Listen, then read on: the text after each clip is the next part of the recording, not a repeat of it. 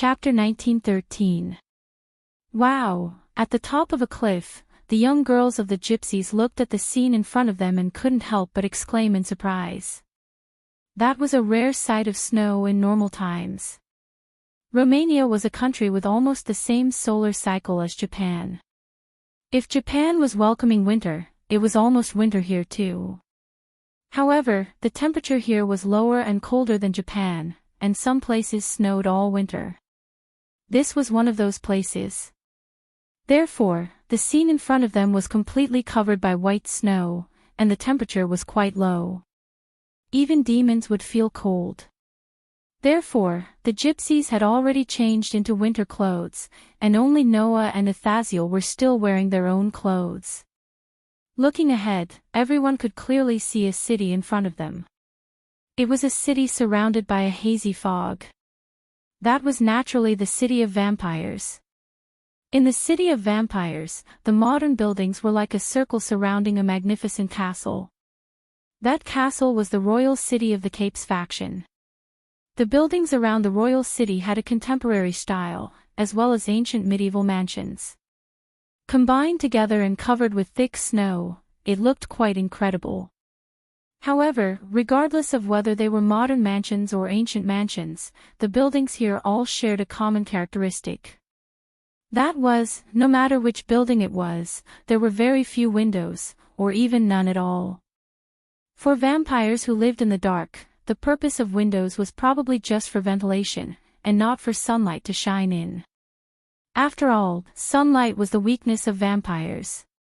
Because of this, at this time of the day, almost all vampires who were night residents were sleeping at home, and very few people were walking around in the city.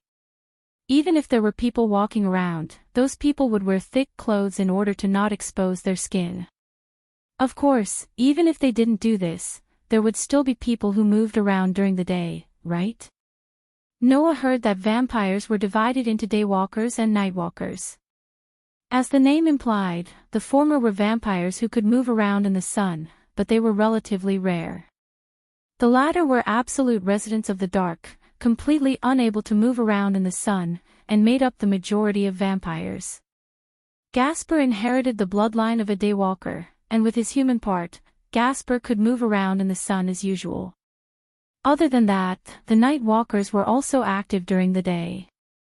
Because in the vampire city, it was always shrouded in a very thick fog during the day.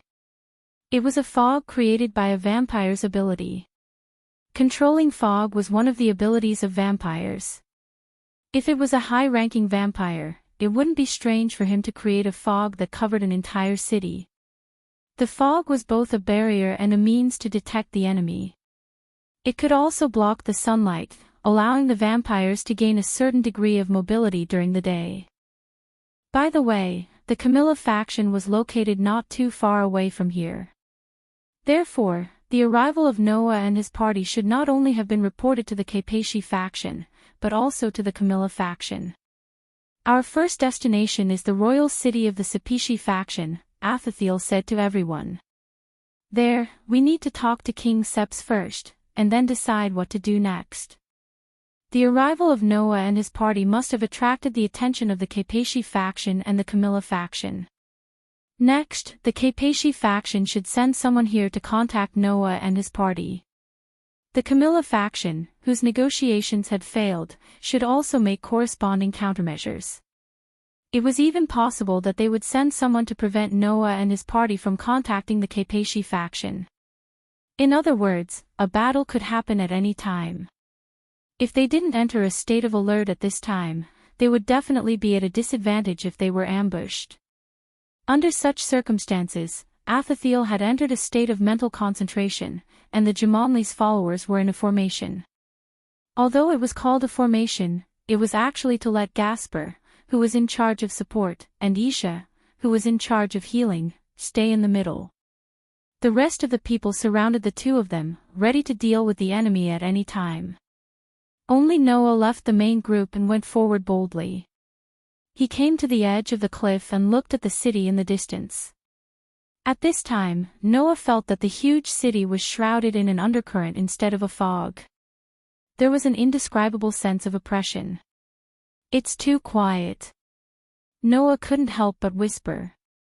There's an indescribable silence. It's like the dead silence before the storm. This was the feeling that the Kaipeshi faction's capital gave Noah. And this feeling gradually became stronger as time passed. The Jumanli's followers began to look at each other. Asashel furrowed his brows tightly as he muttered under his breath. That's not right. It's been so long. Even if the Camilla faction didn't take action, the Kaipeshi faction should have taken action. Why hasn't anyone come? This was really a little abnormal. For the extremely xenophobic vampires, if someone broke into their territory, it was impossible not to send someone to check. But until now, neither the Kaipeshi faction nor the Camilla faction had come. That was too abnormal. Just as this thought appeared in everyone's mind, Noah's eyes flashed, and he withdrew his gaze from the vampire city. He turned his head and looked in another direction. Seeing Noah's action, the Jumanli's followers were stunned.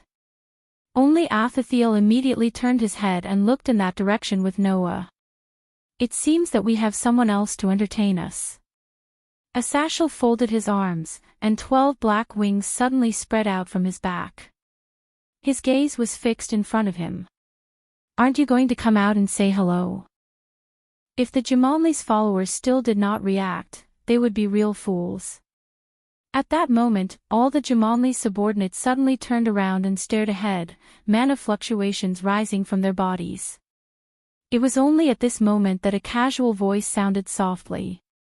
Was it so easy to be discovered? As expected of the governor of the gods' layers and fallen angels. As these words were spoken, a figure slowly walked out from the forest in front of them. The newcomer had a head of silver hair. It was not Wally. It was Euclid, who Noah had met once yesterday. Sure enough, we meet again in the territory of the vampires. Euclid immediately looked at Noah and spread his hands. I knew you would come sooner or later, but I didn't expect it to be so soon. Noah didn't say anything. He just looked at Euclid. Nobody knew what he was thinking. On the other hand, Lyath looked at the silver-haired Euclid with a somewhat bewildered expression. That appearance, that silver hair, and that aura, it's like, really like, Lyath's whisper clearly reached Euclid's ears. Euclid turned his gaze and looked at Lyath. Looking at Lyath's bright red hair, his eyes became extremely cold and indifferent. Same to you, Lyath Gimli. When I see your red hair, I can't help but think of Syzax, that hateful fake demon king. A fake demon king. She stared straight at Euclid. Are you a demon of the old Demon King's faction? You don't need to know. No, it should be said that you will know sooner or later, Euclid said coldly. Then, his gaze turned back to Noah. You are a little late. Just last night, there was a coup in the Saipesh faction. Now, the Saipesh king has fled, and a new king has been born.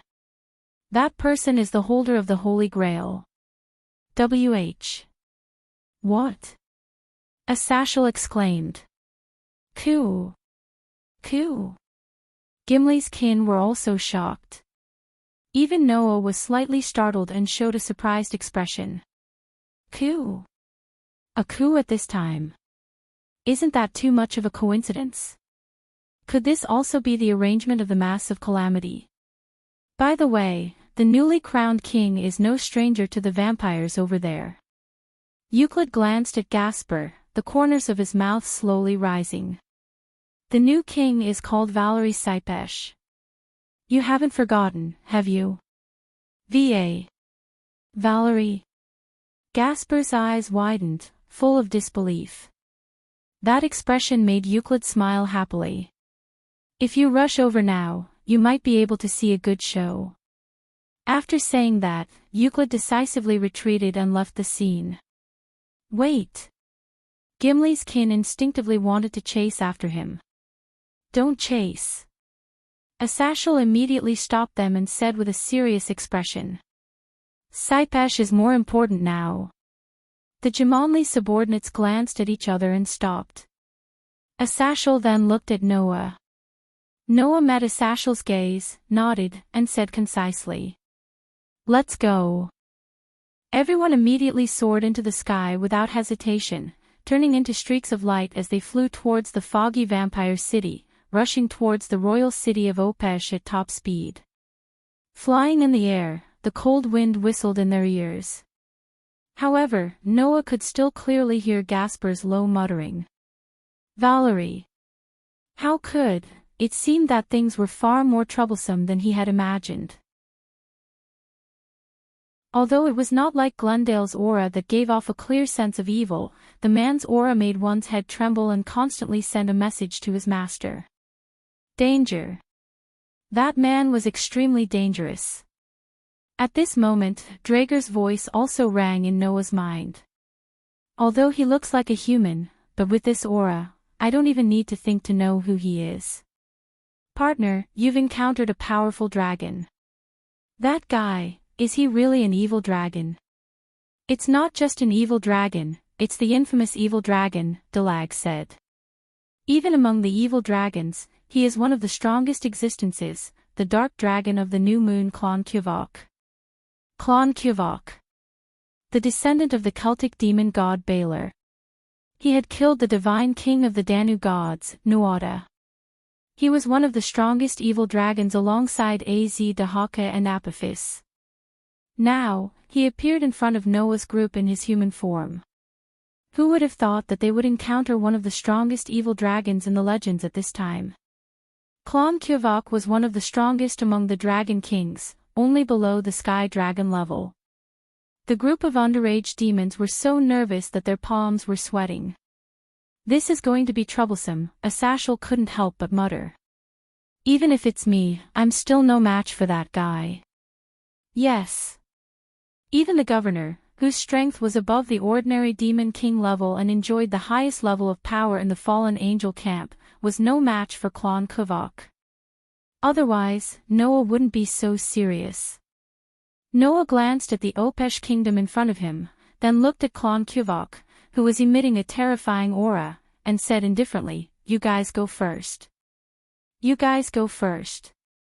Leave this to me." Teacher. The Jamalni subordinates were startled and turned to look at Noah. "Let's go," Asashel said decisively. "Noah is the only one among us who can suppress that strongest evil dragon.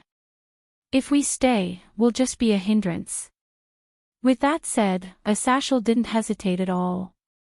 He flapped the 12 wings on his back and flew in the direction of the Sepes royal city. The Zamonli subordinates hesitated. "Let's go." Leah's bit her lip and ordered.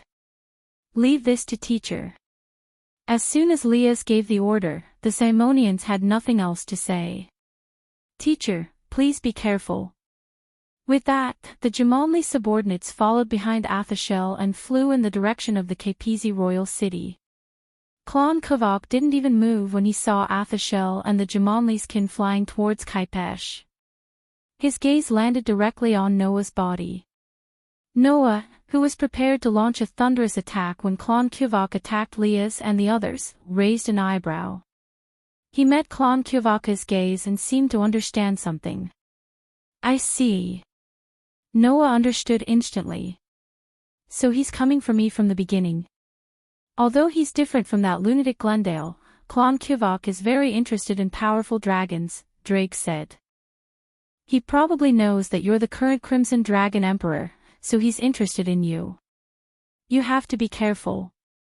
That guy isn't something Glendale can compare to. An evil dragon that was second only to a sky dragon." As one of the two sky dragons, Drake knew very well the difference between Clon Kuvok and Glendale.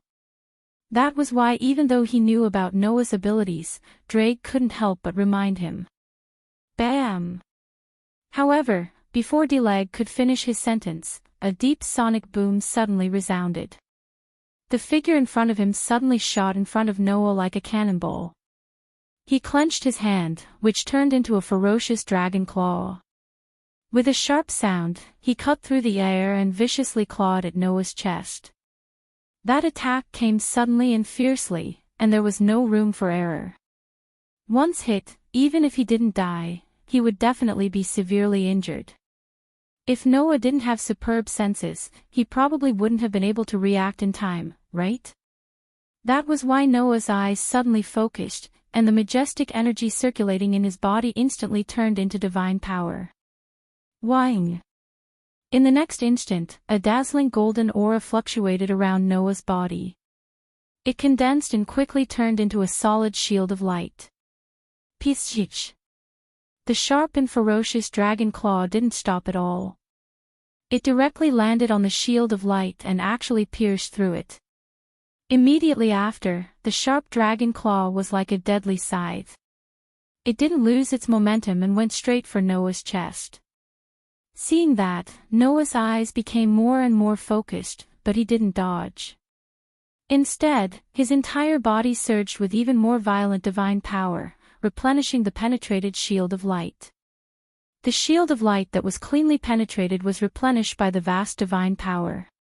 It was as if it was frozen, and the sharp and ferocious dragon claw was firmly locked in place. The ferocious dragon claw that swept towards Noah's chest suddenly stopped. In the next second, Noah spat out a word. Explode. The condensed shield of light flashed with intense light. Chapter 1915. Kaboom!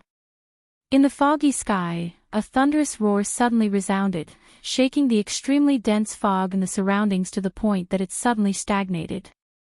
It was as if it was swept up by a gale, stirring up the fog. The violent impact was accompanied by a burst of dazzling light in the air. It was as if a meteorite had suddenly exploded there, stirring up an extremely powerful shock wave and dazzling light that surged to the surroundings like a tide.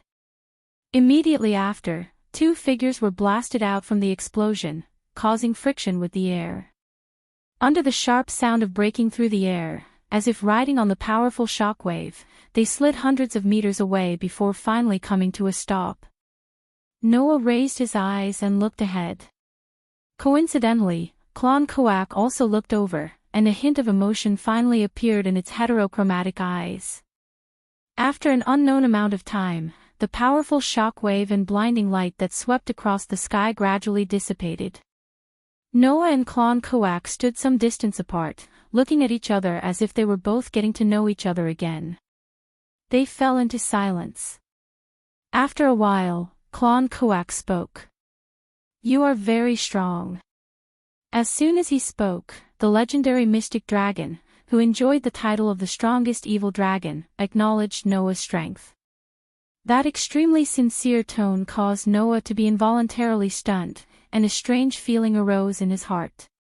Evil dragons were extremely dangerous and uncontrollable existences. This was something that Drake had mentioned to Noah in the beginning. Therefore, almost all of the legendary evil dragons had been exterminated, and only left behind in history. Because of this, Noah thought that the evil dragons were like Glendale. Even if they weren't as crazy, there must be something wrong with them. However, Klon Koak gave Noah a feeling similar to Orpheus. It wasn't that Klon Koak was as innocent as Orpheus, but that it was in his heart. This strongest evil dragon seemed to be like Orpheus, very pure, and not as crazy and dangerous as Noah had imagined. The more powerful the dragon, the purer it is. Recalling what Drake had told him in the past, Noah felt that this theory could be applied to the evil dragons as well. However, no matter how pure the cloned Koa was, this evil dragon was still very dangerous. There was no doubt about that. Disregarding everything else, the power displayed by the other party just now was enough to put Noah in danger several times. The title of the strongest evil dragon below the heavenly dragon was not just for show. Noah suppressed the strange feeling in his heart and met Klon Koak's gaze. "You are also stronger than I thought. Other than Orpheus, you are the strongest dragon I have ever seen in this world." As expected of the evil dragon who once killed the divine king of the Danu gods. "However, if you want to stop me, you should at least show your true form, right?" Although he was facing Noah as a human, Klon Koak was undoubtedly a dragon.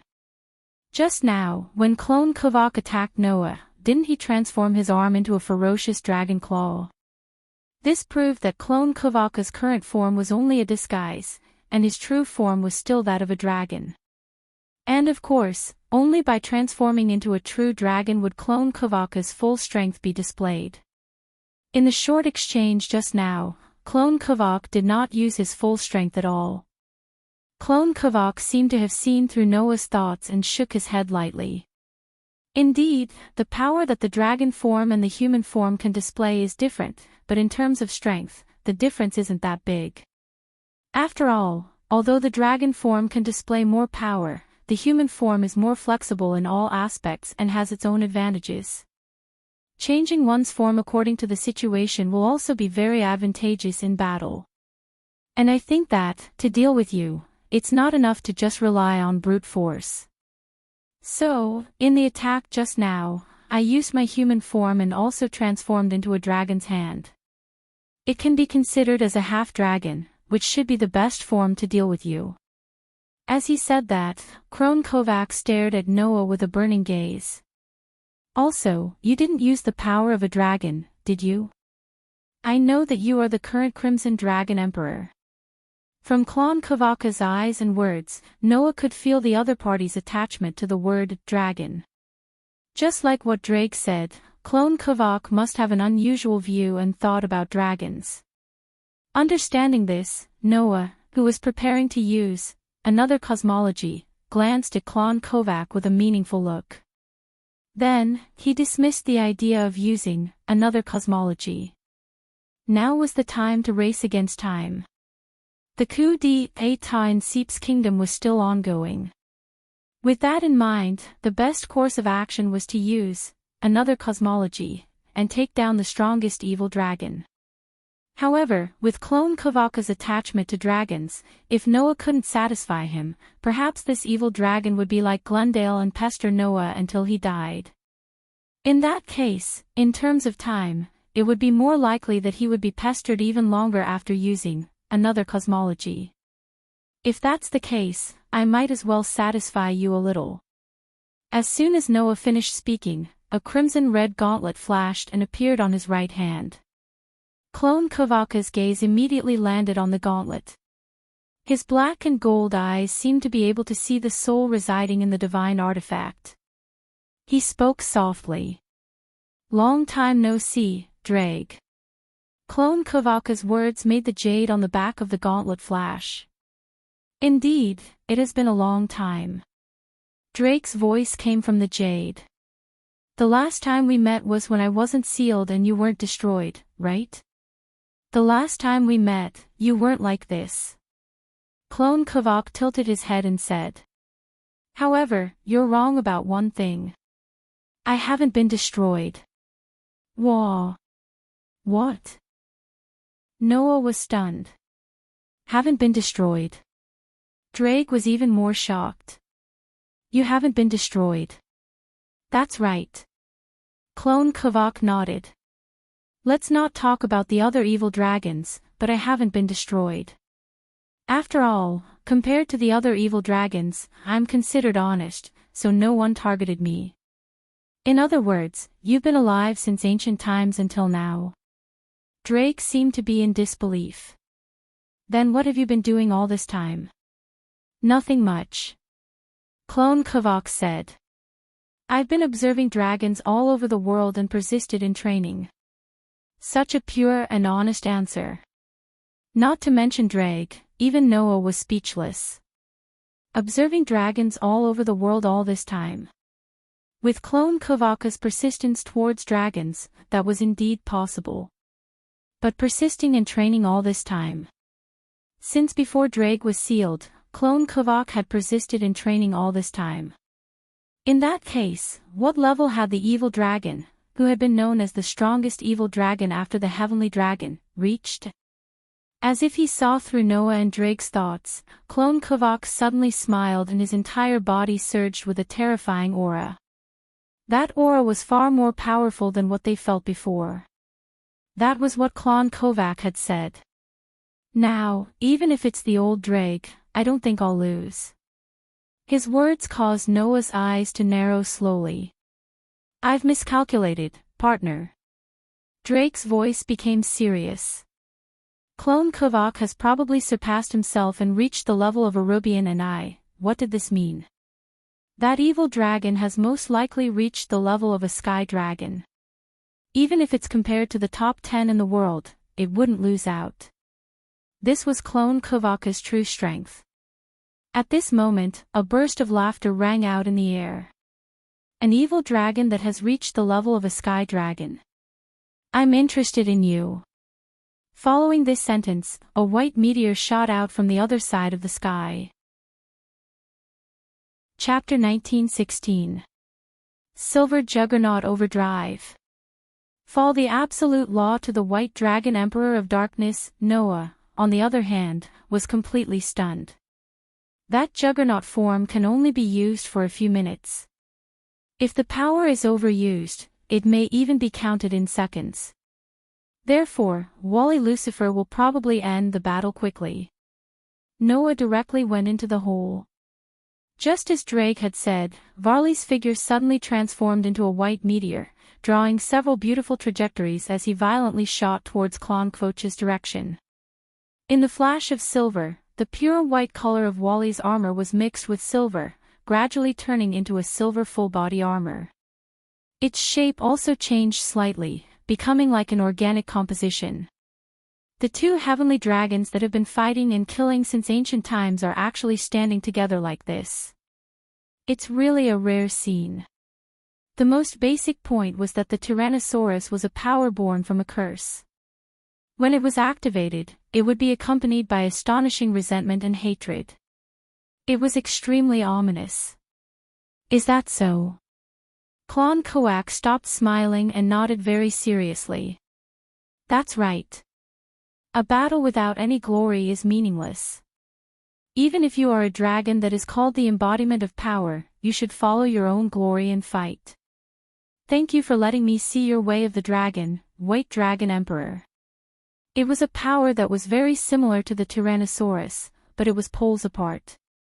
The two were actually evenly matched. It looked like a real white dragon. A coup was taking place in the royal city, but the ordinary residents outside were not aware of it at all. With such a whisper, an unprecedented and astonishing power soared from Wally's body, turning into spiritual energy that was visible to the naked eye, surging in all directions. However, Wally Lucifer has adjusted the Tyrannosaurus and redeveloped it. He only drew out the power of the Tyrannosaurus and completely swallowed the curse with his own fighting spirit, causing the Tyrannosaurus to evolve into a new form. It avoids danger and can still grow. It was difficult for a heavenly dragon's power to defeat a real heavenly dragon for only a few minutes. Varley's whole body swelled with a terrifying aura, like a hurricane, sweeping in all directions. With that, Noah no longer paid any attention to the two meteors colliding repeatedly in the sky. They flew in the direction of the royal city of Opesh. It was just that Noah's swaggering intrusion attracted a huge commotion. Clone Kovac, one of the strongest evil dragons in the legends. He has been training since ancient times, and has already reached the level of a heavenly dragon. Varley stared at Clone Kovac, his voice filled with battle intent. The deafening sound of the collision resounded. I just think that a battle without glory is meaningless, Wally said bluntly. Simply put, Tyrannosaurus Rex had no side effects at all. Tyrannosaurus Rex without any side effects. I shall become the Immaculate Dragon Emperor. Sensing the terrifying aura emanating from Wally's body, Clone Kovac's expression became more and more solemn, but at the same time, his fighting spirit also burned like flames. However, at this moment, the Tyrannosaurus Rex that Wally activated did not have any negative emotions or ominous aura. Under such circumstances, Wally bathed in an astonishing amount of spirit energy, like an erupting volcano. The wings of light on his back spread out, and one of his hands was raised high. The pure white armor was wrapped in a holy light, and the precious gems on every part of it immediately blossomed with dazzling light. I shall awaken as an opponent. It's really the most suitable. However, at this moment, a big hole had been broken in the barrier. It should be the work of Asashel and Jamonli's subordinates. Moreover, it was Wally who had entered the forbidden state. Because the opponent also chose to fight with pure strength, that's why they are evenly matched, right?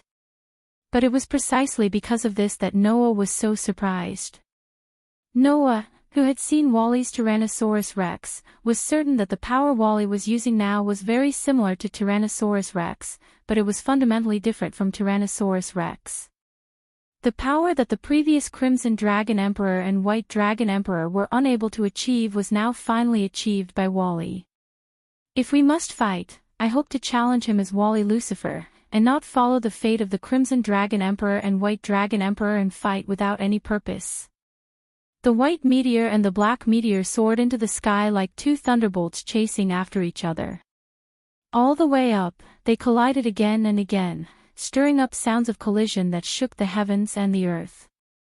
It set off waves of shock waves that stirred up the space, causing this part of the world to suddenly become a battlefield that no one could enter. In terms of strength alone, Tyrannosaurus Rex is definitely at the heavenly dragon level. Since that Tyrannosaurus Rex has inherited all of Tyrannosaurus Rex's strength, it's naturally the same. However, if it's just strength that's at the heavenly dragon level, it can't compare to the strongest evil dragon that has truly reached the heavenly dragon level, Drake said. What did this mean? Even so, in the end, Wally should be undefeatable, right? The energy fluctuations on Wally's body continued to rise, causing space to distort slightly. The surrounding fog also became chaotic and trembled. If that's the case, then thank me with a battle. Wally took a step forward and said in a low voice. I won't accompany you, Klon Kvotch. Let's fight again next time if we have the chance. I will lead thee to the pinnacle of silver fantasy and demonic path. This generation's Crimson Dragon Emperor and White Dragon Emperor are both terrifying existences that the previous generations cannot compare to.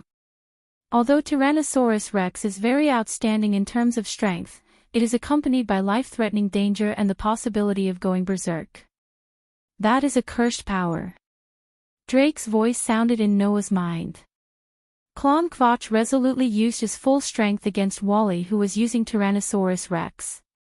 A shockwave suddenly spread out like a huge explosion, setting off a frenzied airflow that mixed with the dense fog in the surroundings and rushed in all directions. In the next second, Klon Kvotch turned into a black meteor and shot forward, meeting the white meteor head-on. White Dragon Emperor. Klon Kvotch looked at Wally, then looked at Noah, who was standing side by side with Wally, and couldn't help but smile. It was a person covered in pure white armor with a pair of faint blue light wings on his back. A burst of silver light blossomed from Wally's body, instantly illuminating the entire world and dispelling the surrounding fog. Surprisingly, it was Wally. In the past, Noah and Wally had fought before. Noah Dole, look carefully, this is the power I developed to defeat you. Noah's eyes also flickered slightly and his gaze fell on Wally. The reason was that Kepeshi's entire royal city was enveloped by a huge barrier. Silver Tyrannosaurus Rex. In that battle, Wally used Tyrannosaurus Rex and displayed a power that was not inferior to gods and demon kings. However, although the danger is avoided, the consumption is unavoidable, right? Drake said. Dong. However, since Wally blocked the opponent, I'm happy to do so. Noah smiled. Immediately, Wally began to chant. Klon Kvotch immediately roared to the sky, and his body suddenly expanded, bursting the coat on his body. In the blink of an eye, he turned into a pitch-black dragon, shaking with a terrifying aura. In the sharp sound of breaking through the air, the white meteor streaked across the sky, carrying a whistling force. Under Klon Kvotch's gaze, it swept past Noah's side. At this moment, Klon Kvotch's gaze suddenly froze. Only then did the white meteor stop, revealing its full appearance under the light. It's not just you, partner. White Dragon Emperor is also exploring a new way to use Tyrannosaurus Rex and has succeeded, Drake said solemnly and helplessly. Roar, roar, roar, roar. Whoosh. After all, although Tyrannosaurus rex did not have the side effects of Tyrannosaurus rex, the consumption was unavoidable and could only be maintained for a few minutes at most. Through the dream of dawn with infinite destruction, go to Tyrannosaurus. Chapter 1917. Oh. When Noah landed on the open space in front of the main city, a large group of fully armed soldiers rushed out of the buildings in all directions and surrounded Noah. Noah, who had superb sensing ability, had long noticed that there was a very strong vampiric aura in the surrounding buildings, and there were quite a lot of them. However, he did not know whether they were the government or anti-government soldiers of the Sepishi faction, so he did not make a move. However, the vampires that swarmed out of the buildings in all directions did not seem to have such concerns. The leader of the vampires ordered. Are they the fallen angel and demon companions who just came to help King Sepish?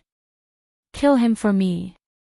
Now, Noah didn't even need to ask to know which side the other party was from.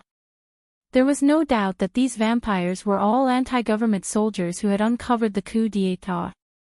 Oh. Amidst the surging shouts, the vampire soldiers surrounding Noah all raised the weapons in their hands and charged at Noah. A sharp light flashed in Noah's eyes. Just like that, the densely packed vampire soldiers instantly drowned Noah like a human tide. Bang! In the next instant, a surge of divine power exploded from the center of the tide of vampire soldiers, turning into a substantial impact that swept out like a violent storm. Ah! The blood-curdling screams of the vampires resounded. Each and every one of them was sent flying like a piece of trash, crashing into the surrounding buildings and cracking the walls. What? The vampire who had just given the order was shocked. In just a short moment, an entire army of vampires was annihilated. How was this possible? At this moment, a figure dashed in front of the vampire, stretched out his hand, grabbed the vampire's collar, and lifted him up. You did mention the fallen angel and the devil just now, right? Noah looked at the vampire, and his dark eyes flashed with a cold light. Where are they? That vampire seemed to be truly frightened. With trembling lips and trembling hands, he pointed in the direction of the main city. There, a hole was blasted open in the wall. Noah immediately threw the vampire on the ground, then sped up his pace, entered the hole, and entered the castle. Asashel and the Jumanli subordinates seemed to be racing against time. They ignored the vampire army guarding outside and directly entered the castle to cause a ruckus. At the very least, after entering the castle, Noah could see traces of the walls, floor, and ceiling being blasted apart. There were also vampire soldiers lying all over the ground. It was apparent that a huge battle had taken place. Whether these traces of battle were left behind by Asashel and the Jaimonians, or by Seps's government faction against the anti-government faction, was unknown. Thus, if they followed the traces left behind by the battle, it was very likely that they wouldn't run into Asashel and Jumanli's men in the end. Fortunately, there were still some remnants of the light and mana used in the battle between Asashel and the Jumanli followers in the air. Noah used his extraordinary sensing ability to follow the remnants of the light and mana and rushed in a direction. However, at a certain moment, in the range of Noah's sensing ability, an extremely familiar aura suddenly appeared. Noah's footsteps slowed and he stopped where he was. He closed his eyes and fully activated his sensing ability, feeling that aura over and over again. After a while, Noah seemed to have confirmed something and opened his eyes. Then, Noah's expression became hesitant. To be honest, Noah really wanted to go to the location of that aura. Because, since that aura had appeared, Noah definitely couldn't sit back and do nothing. However, Asashel and the Jumanli followers were also fighting in this castle, and it was very likely that they had already encountered the other evil dragons. Against the legendary evil dragons, Asashel would be fine, but the Jumanli followers would be in danger. However, there shouldn't be any problems, right? After all, Noah could sense that there was still some power in the remnants of the light and mana in the air. That was the power of Black Cat, Luffy, Arthur, Monkey, and Fenrir. At the same time, as Wally's teammates, those with extraordinary backgrounds, also began to move. They were probably with Asashel and the Jumanli followers. With those people, at least the safety of the Jumanli followers would be guaranteed. Thinking of this, Noah turned his gaze to the location of that familiar aura. Since the clone Koa had appeared and blocked Noah's path, it proved that the group of disasters who had obtained the power of the evil dragon wanted the anti-government faction to succeed in their coup d'état and drive out the government's vampires. In other words, the group of disasters was most likely working together with the anti-government faction that started the coup. The previous rulers of the Zepesh faction should not have known about this. The evidence was that the holder of the Holy Grail had become the new king of the Zepesh faction, while the old Zepesh king had begun to flee during the coup. As an indispensable force in reviving the evil dragons, the anti-government faction that supported the holder of the Holy Grail to become the new king of the Zepesh faction was naturally the target of the group of disasters. In other words, the opponents were not only the anti-government faction, but also the evil dragons and members of the group of disasters. And the familiar aura that appeared in the range of Noah's sensing ability was currently an insurmountable trump card of the group of disasters. Chapter 19:18. When the petite girl's gaze turned to Noah and met with Noah's eyes, the girl's eyes never moved away again. Her behavior was exactly the same as Orpheus when Noah met him before. In addition, the other party's appearance and aura were exactly the same as Orpheus. All of a sudden, Noah seemed to have let down his guard against the girl and relaxed his shoulders. It was also at this moment that the girl suddenly disappeared from where she stood. When she reappeared, she was already in front of Noah. Noah suddenly came back to his senses, but he did not do anything. Instead, he lowered his head and looked at the girl who suddenly appeared in front of him. Immediately, the girl sniffed her cute little nose and moved closer to Noah. She looked like a small animal looking for food, which was abnormally cute.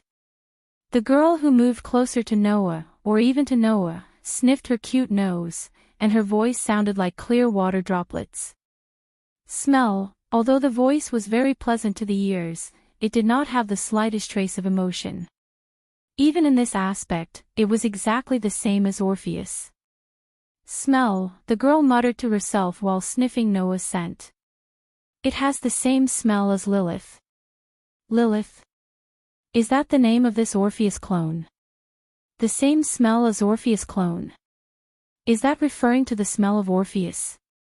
Noah thought so while looking at Lilith, who was constantly moving closer to him with no expression on her delicate and cute face, and he was very sure of it. Sure enough, even if it was a clone created by disaster, the girl in front of him was still Orpheus. The dragon god was as pure and innocent as a lotus flower, without any filth or filth. Understanding this, Noah took a deep breath, squatted down, and maintained the same height as Lilith. Their eyes met again. Your name is Lilith, right? Noah looked straight at the petite girl. My name is Noah. Nah, yeah. Lilith tilted her head and repeated. Noah. That's right, Noah. Noah smiled. A family relationship with the other you. Another me. Lilith was stunned for a moment before she stared closely at Noah. The other Lilith. Family. As expected, Lilith knew about Orpheus. However, perhaps because she hadn't been born for a long time, she seemed to be even more ignorant than Orpheus. If Orpheus' mind was at the level of a child, then Lilith's was at the level of a baby. This made Noah even more certain of his thoughts. This child could not continue to stay in the group of disasters and be used by those terrorists. So, Noah said to Lilith. Do you want to be with your other self? Lilith was stunned. With my other self. Lilith. Lilith tilted her head and kept muttering. With my other self. Lilith. Yes, with your other self. Noah reached out his hand to Lilith. Be with Orpheus and become my family. Family, together. Lilith sucked on a finger and stared at Noah's hand that was extended to her. Family. Together, looking at Lilith like this, Noah secretly thought that there was a chance. However, an untimely voice suddenly rang out, stirring up a mess. Aya, that won't do. Sister Long is my trump card, I can't lose her here. Accompanied by such a frivolous voice, Lilith, who stared straight at Noah's hand, withdrew her gaze, and her petite body disappeared again, returning to her original position. Noah's face sank fiercely. He slowly stood up, then raised his head and looked ahead. At the end of the corridor, a figure was walking briskly, humming a song like a child who was walking and jumping at the same time. He walked over happily and appeared in front of Noah. Oh, this must be the famous God Slayer, right? The newcomer said in an extremely frivolous tone as he giggled. I didn't expect that even the clone Kua couldn't stop the deicide. Fortunately, I didn't run over myself out of curiosity, otherwise, would be dead. Such frivolous words and tone came from the mouth of a middle-aged man. It was a man in his 40s with a head of very eye-catching silver hair. However, compared to the man's hair color, his outfit was more eye-catching. It was the same outfit as Sazek's. However, Sazek's outfit was real red, while the middle-aged man's was silver. As for his appearance, maybe it was Noah's illusion. Noah felt that the man's appearance seemed to be similar to Varley's. Looking at Noah, who was looking directly at him, the middle-aged man raised his eyebrows. Speaking of which, the deicide still doesn't know who I am, right? In that case, let me introduce myself to the young Godslayer. The middle-aged man pretended to salute in a playful manner. Uncle's name is Lezavim Levi Lucifer, please enlighten me. Lucifer. Noah's eyes narrowed slightly. Lezavim Levi Lucifer. Noah had heard of this name before. Lezavim Levi Lucifer. It was recorded in the Bible under the name Laren, the son of the real demon king Lucifer and the mother of demons, Lilith. In other words, Lezavim was the son of the real demon king Lucifer. Lucifer, one of the old 4 demon kings who had passed away, was the biological father of the man in front of him. What did this mean? It meant that Lezavim was Varley's blood relative who had inherited Lucifer's bloodline. That was why Noah felt that Lezavim was a bit similar to Varley. The middle-aged man in front of him was Varley's grandfather. His biological grandfather. Moreover, Noah had heard of such a rumor. In the past, in the era of the old 4 demon kings, there were 3 who were completely different from the other demons. They had extremely powerful abilities, making people wonder if they were special existences of demons. Surpassers. Simply put, they were the mutants of demons. Sarzax Gimenri and Ichuka Astaroth were 2 of them. Chapter 1919. The sudden pressure caused the frivolous smile on Lezavim's face to freeze. His movements stiffened, and he couldn't move at all. Lilith, on the other hand, shifted her gaze back to Noah and stared at him. Her eyes, which were as deep as the night, rippled with some ripples. Lezavim could only stop what he was doing and look at Noah. Although his expression wasn't good, his frivolous smile was still there. It seems that our Godslayer really likes Sister Long. By the way, the other Sister Long seems to be on your side. How greedy. I don't deny that I'm greedy, Noah said indifferently. Whether it's Orpheus or Lilith, I'll bring them out of the disaster cluster. Is that so? Lezavim raised his eyebrows and smiled. Oh, why bother? If you want Sister Long, you just have to tell me. It's not like I can't give her to you. But, there's a condition, right? Noah glanced at Lezavim with a mocking expression. That condition, don't tell me it's for me to join the disaster cluster. Well, it seems that our Godslayer doesn't like to stay on my side. Lezavim curled his lips. If that's the case, then I can't give Sister Long to you. You can't give her to me. Noah narrowed his eyes and walked toward Lezivim step by step. Don't tell me that I need your permission for anything I want. What? Don't tell me you want to attack me. Lezivim winked at Zhang Tai. Then I can only call for help. After saying that, Lezivim suddenly snapped his fingers. Clank.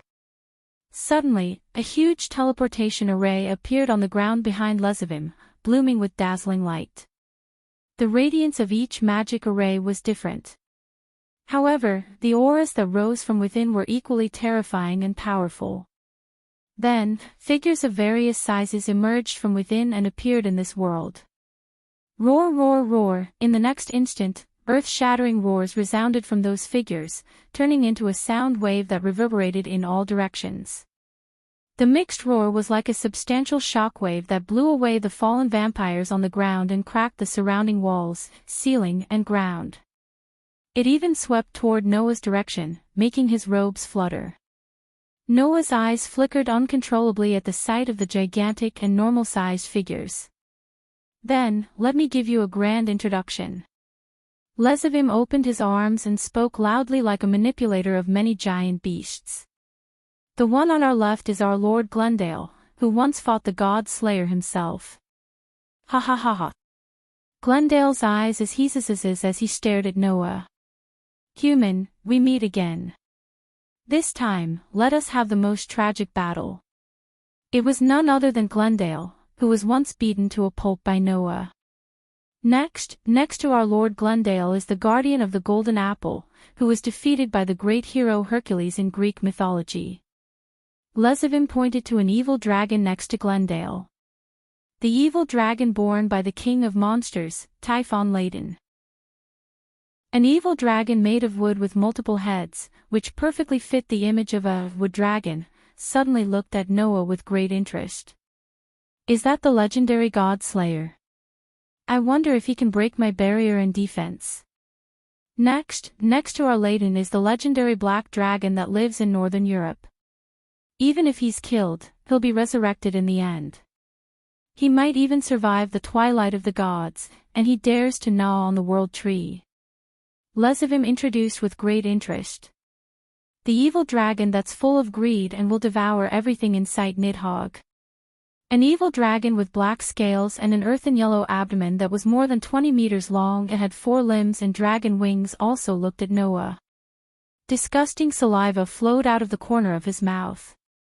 Although he's just a human, he looks quite tasty. Next is the most powerful evil dragon. Everyone is afraid of him. Even the gods are afraid of him, Lord Dragon. Lezivim's voice was getting louder and louder. In Egyptian mythology, he's the embodiment of chaos and destruction that tried to engulf the entire world in darkness. Apophis. In front of the 3 gigantic evil dragons, Glendale, Radon, and Nidhogg, a handsome young man with brown skin and priest-like attire lifted his eyes and looked at Noah. The corners of his mouth slowly curled into a smile. I've always wanted to see the legendary God Slayer. Today, my wish is finally fulfilled. Next, there's no need for me to introduce you. The evil Dragon Lord, who has already met our God Slayer once, has also made his grand entrance. Lezivim shouted as if he was shocked by himself, but in fact, he was very happy. That's the God Slayer from Celtic mythology. He wasn't resurrected by the Holy Grail. He's the dark dragon that's still alive. Clon Kvotch. Yes. Next to Apophis, Clon Kovac appeared. His coat was gone, and his upper body was bare. His eyes, one gold and one black, turned to Noah, and a smile appeared on his face. I've fought the White Dragon Emperor, but he's still no match for me. That's why I've come to find you. Just as Noah expected, even if Varley developed the Tyrannosaurus without any side effects, he still couldn't defeat Clon Kvotch, who had reached the level of a sky dragon. Under such circumstances, the smile on Lezivim's face grew wider and wider. Behind him, an evil dragon that was smaller than Glendale, Radon, and Nidhogg, but it had 3 heads. Its skin was pitch black, its eyes were crimson red, and it had a pair of dragon wings on its back. It was an evil dragon that was smaller than Glendale, Radon, and Nidhogg. This evil dragon lord is very obvious, so obvious that I don't need to introduce him. The deicide should know him, right? Lesawim grinned. He's as famous as our Clon Quach and Apophis. Together, they're known as the strongest evil dragon. He's the infamous evil dragon in the sect of Fire Azzy Dahaka. Under Lesavim's call, the three-headed demonic dragon laughed ferociously. Ha! So this is the God Slayer. It doesn't feel any different from other humans. No different. No different. Azzy Dahaka's three heads seemed to have their own thoughts. They spoke separately, giving off a rather strange feeling. In addition, its skin was an ominous pitch-black color, not the pure white color that Noah had imagined. The three-headed demonic dragon in front of him was completely different from the three-headed demonic dragon that Noah had encountered in the box. How is it? How is it? Lesavim smiled cheerfully as if he was anticipating Noah's shock and fear. Uncle, my lineup of helpers is luxurious enough, right? Great evil dragon lord's great discount. Dark dragon of the new moon, Clon Quach. Forbidden dragon of the mana source, Azzy Dahaka. The primordial dark nether dragon, Apophis. The Tyrannosaurus of great sin, Grendel. Guardian dragon of the treasured tree, Ladin. Dead dragon of the law, Nidhogg. Almost all of the legendary evil dragons of various mythological systems were present. This frighteningly powerful lineup surrounded Lesawim, and their gazes were all focused on Noah. Waves of terrifying auras rose from the evil dragons one after another, and as if gravity had materialized, they fiercely suppressed the entire space. Chapter 1920. Roar, roar, roar, roar, roar, earth-shattering roars came from the mouths of the evil dragons. When they mixed together, it vaguely felt like the roars of 10,000 beasts, which was very shocking. Looking at the happy Lesavim, the expressionless Lilith, and the roaring evil dragons, Noah had to admit that this lineup was really quite amazing. Lesavim was the son of the demon king who shared the title of Surpasser with Sizax and Ichuka. Lilith was half of Orpheus and had half of Orpheus' power. Although the dragon gods, infinite, had become limited because of the division of power, resulting in a drop in strength that was far more than half, even so, Orpheus still exceeded 4 digits and was between 3 and 4 digits. He was much more powerful than the other top 10 existences in the world. Presumably, Lilith was the same, right? As for those evil dragons, they were existences that turned the world upside down in their respective myths and legends. Glendale, Radon, and Nidhogg were definitely Dragon King level evil dragons, which were stronger than the average Demon King level evil dragons. Even Azazel was not confident of winning against them. Azazel, Dahaka and Apophis were even more so. They were as famous as Clone Kuva and were known as the strongest evil dragons. They were only below the heavenly dragon level and were comparable to gods. As for Clone Kuva, he had surpassed himself and reached the heavenly dragon level through continuous training. Even Wally, who had developed the Tyrannosaurus Rex, was defeated in a head-on confrontation. With such a lineup, not to mention dealing with one person, it was definitely enough to deal with a mythical force. It was believed that even a top 10 powerhouse in the world would not be able to survive against such a lineup. Although Noah was ranked second among the top 10 powerhouses in the world, with his current strength, he could not face such a terrifying lineup alone. Without the use of another cosmology, the star map of creation, another cosmology. Therefore, looking at the shocking lineup, Noah suddenly laughed. Good. Very good. Noah's voice echoed very clearly in the surroundings. Since all of you are here, that's great. As soon as he finished speaking. Clang! A burst of bright starlight burst out from Noah's body. As long as I get rid of all of you, I'll be done once and for all. As Noah's voice rang out and the resplendent starlight surged, waves of berserk power gushed into Noah's body like streams of turbulence. Buzz! Suddenly, the aura on Noah's body gradually swelled. With a shocking momentum, it soared crazily. In the blink of an eye, it was above everyone else. All of the evil dragons present abruptly stopped breathing, and their roars came to an abrupt halt. Even the expressionless Lilith couldn't help but widen her eyes slightly, and her petite body subconsciously tensed up. On the other hand, Lesavim stared closely at Noah, who was bursting with a terrifying aura like a demon god. The smile on his face gradually disappeared, and a frightening look flashed across his eyes. So that's how it is.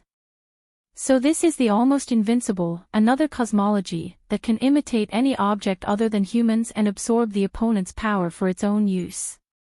Although it's a bit strange for me to say it, it's indeed a foul power. It's so foul that it makes people want to curse their mothers. Lesavim laughed again. However, I'm not unprepared. After saying that, Lesavim raised his hand. On that hand, a cup with a golden luster floated in mid-air, emitting an unusually dense holy aura. That's... Noah was stunned, and then his face sank. That's the Sephiroth's cup. That's right. Lesavim laughed frivolously. Uncle, I took this holy cup out of the original owner's body. How about it? Are you surprised? More than a month ago, after Noah revealed his true trump card, his another cosmology was no longer a secret. In that case, it was impossible for Lesavim not to prepare a countermeasure. With the holy cup, even if the evil dragon lords are killed, I can continue to revive them. If you keep killing, I'll keep reviving. In that case, even if we can't win, we won't lose, right? Lesavim said with a smile. At that time, the God Slayer and the evil dragon lords will be able to fight until the end of the world. They will destroy this castle, this city, and even this vampire kingdom. How many vampires will be sacrificed at that time? 10. 100. 1,000. Or all of them will die. Lesavim clapped his hands and cheered. Just thinking about it makes one's blood boil. The bright starlight and violent aura that rose from Noah's body suddenly froze. Is this your goal? Noah looked at Lesavim, his eyes flashing with coldness and anger. Using the entire vampire world as a hostage. I can't help it. The God Slayer is so scary that even the various mythological forces are afraid of you. Since I want to go against you, I have to use a little trick. Lesavim grinned. But, I have the demeanor of a bad guy, right? That's not bad, right? Who asked me to be a bad demon? La la la la. At this moment, Noah really felt that his limits were being challenged. Originally, he thought that with his current state of mind, no matter how others provoked him, he wouldn't be easily angered and fall into the trap of others. But Lesavim was like the crystallization of malice. It was as if he existed specifically to challenge other people's bottom line. It really made people angry. This guy was a bastard. Noah clearly understood this point. At this moment, Lesavim suddenly changed the topic. How about this, God Slayer, you don't use that, another cosmology, and I won't use the Sephiroth's cup. Let's have a good fight, how about that? Hearing this, Noah was stunned. Then, he understood something and laughed sarcastically. Chapter 1921. If he wanted to go against Noah, he had to at least find a way to deal with his another cosmology. Although this idea was simple, it was the most correct one. If he did not find a way to deal with Noah's another cosmology, then other than humans, no matter how many other beings came, they would not be able to win against Noah. However, how could the so-called another cosmology be so easy to deal with? It was a power that was above the 3 digits of the box court and was equal to the 2 digits. If this kind of power was so easy to deal with, then Az Dakaha, who had transformed into a human in the final trial, would not have been a threat to the entire box court. Even the War God Council had to collectively descend from the heavens to become a human and drop their own spiritual level to put a seal on his shoulders and head. Since strength alone could not deal with it, then Lezavim could only think of a way to deal with Noah. The only way to make Noah hesitate and not use the another cosmology was to make it so that Noah wouldn't attack Noah for fear of breaking the vases.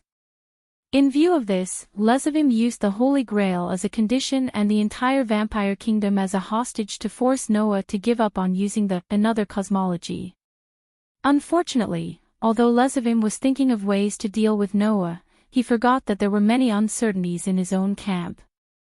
The uncontrollable evil dragons were one thing, but their self-esteem was another. Lezavim had obviously forgotten. For these extremely dangerous and extremely battle-thirsty evil dragons, was it possible for them to join forces to deal with a human? The answer was naturally no. Are you kidding me? Glendale was the first to speak. How can we attack together? I'll go alone. I personally agree that we can't attack together, Radon retorted in a flat tone. But, you've already fought with the God Slayer, so it should be me next. Who would give it to you? Nidhogg was drooling as he roared crazily. That's my food, no one is allowed to take it from me. That should have been my line. Azidahaka exclaimed. That's my prey. I'll tear anyone who dares to snatch it from me. Tear him apart. Tear him apart. The other two heads of Azidahaka also shouted. Their words sounded like a child's nonsense, but it gave off an extremely dangerous feeling, as if he could really do it. Under such circumstances, Crone Kovac frowned and said, I also want to fight the current Red Dragon Emperor. But, just like Glendale, you've fought him before, right? Apahis smiled. Since that's the case, I can't give it to you. Hearing this, Klon Kovac's frown deepened. I still have a debt to settle with that human. Glendale looked at the surrounding evil dragons, and a dangerous glint appeared in his eyes. Are you trying to stop me? What? Do you want to fight? Layden laughed in a low voice. Have you thought it through? You, who are good at attacking, and I, who are good at defending, have very poor compatibility, right? You can't beat me, can you? I'm best at eating. Nidhogg raised his head and bared his teeth as he spoke. Whoever dares to snatch food from me, be prepared to be eaten by me first. So you're saying that the evil dragons have to fight to determine the winner? Azidahaka pursed his lips. That's not bad, although you're not my match. We're not your match. We're not your match. Azidahaka's other two heads were simply adding insult to injury, and it angered Glendale, Layden, and Nidhogg. However, it had to be said that Azidahaka's words were correct. In terms of strength, as one of the strongest evil dragons, Azidahaka was only below the Sky Dragon. He was far stronger than Glendale, Layden, and Nidhogg. Klon Kovac and Apophis, on the other hand, laughed.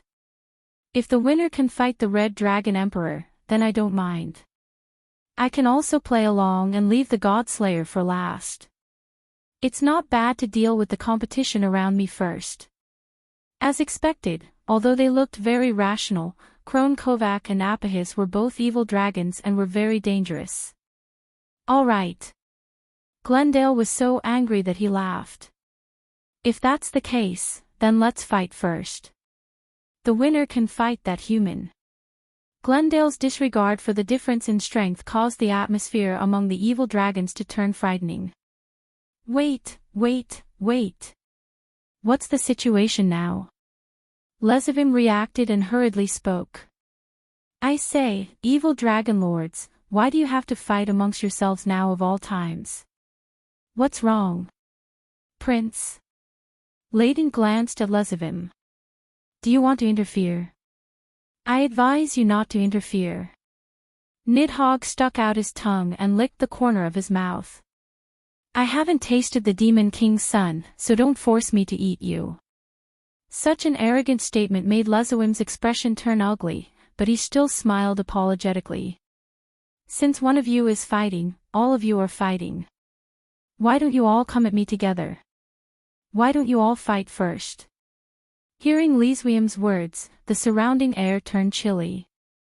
The evil dragons immediately looked at Lezawim with pity in their eyes.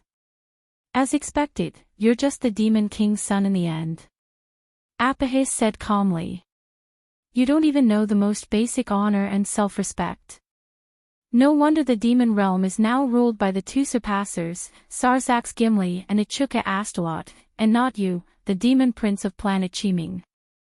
The evil dragon's pitiful gazes and Apahis's disdain made Lezawim's expression contort. Who cares so much about you? Lezawim roared furiously and raised the Holy Grail floating above his palm. Your lives are now in my hands.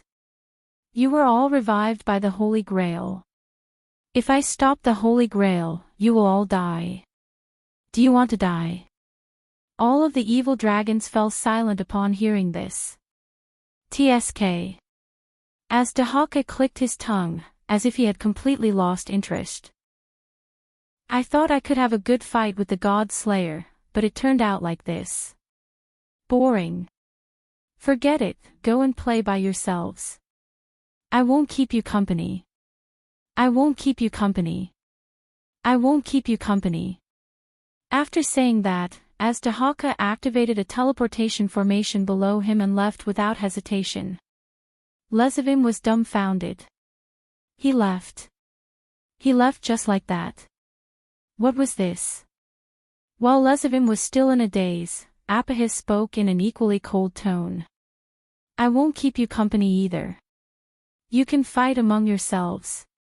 A similar teleportation array appeared beneath Apahis, and he disappeared without a trace. Wait. Lezawim's eyes widened. Then, Klon Kovac also turned around. I won't be restrained by the Holy Grail. I'm only moving with you to fight against the strong. Since you can't satisfy me, I'll act on my own from now on. After saying that, Klon Kovacs disappeared. One of the strongest evil dragons had left Lezawim's camp. As for the remaining 3 evil dragons, they were even more direct. Didn't you want to fight with him? I'll let you have him. Glendale, I hope you can win, Your Highness. Radon, you made me lose my appetite. Fortunately, there's still half of that giant monster left. It's just enough to fill my stomach. Nidhogg, after saying that, Glendale, Radon, and Nidhogg disappeared in a flash of light from the teleportation formation. You bastards. Lezawim finally came back to his senses and cursed out loud in rage. Who gave you permission to leave? All of you, return. Before he could finish his sentence, a flash of light pierced through the space and swept past Lezawim's body. Splat! Along with a tearing sound, an arm was thrown into the air with crimson blood spurting out. The smell of blood filled the air. As soon as his voice fell, thick spears of light suddenly flashed around Noah, turned into flashes of light, and shot toward Lezawim like a storm. Lilith. Lezawim's expression changed drastically, and he shouted without thinking. Hurry up and protect me. Just as the rain of light spears was about to land on Lezawim's body, a petite figure appeared in front of him and extended a hand towards the thick light spears that were shooting towards him. Hum. A wave of power reverberated from the petite hand, and like ripples in a lake, it swept through the spears of light. Under the power wave, the spears of light that were shooting out like a storm suddenly stopped in midair, and then suddenly dissipated without any warning, disappearing without a trace. Lezawim. Protect. Lilith withdrew her hand and stood in front of Lezawim. Protect. Lezawim, that's right, protect me. Lezawim breathed a sigh of relief and nodded repeatedly. Just protect me. As expected of the dragon sister that I regard as my trump card, you're awesome.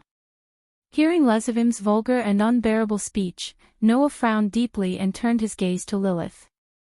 That person is not worthy of your protection. Noah stared at Lilith and said word by word. Come to me, Lilith, this is where you should be. Lilith blinked and suddenly hesitated.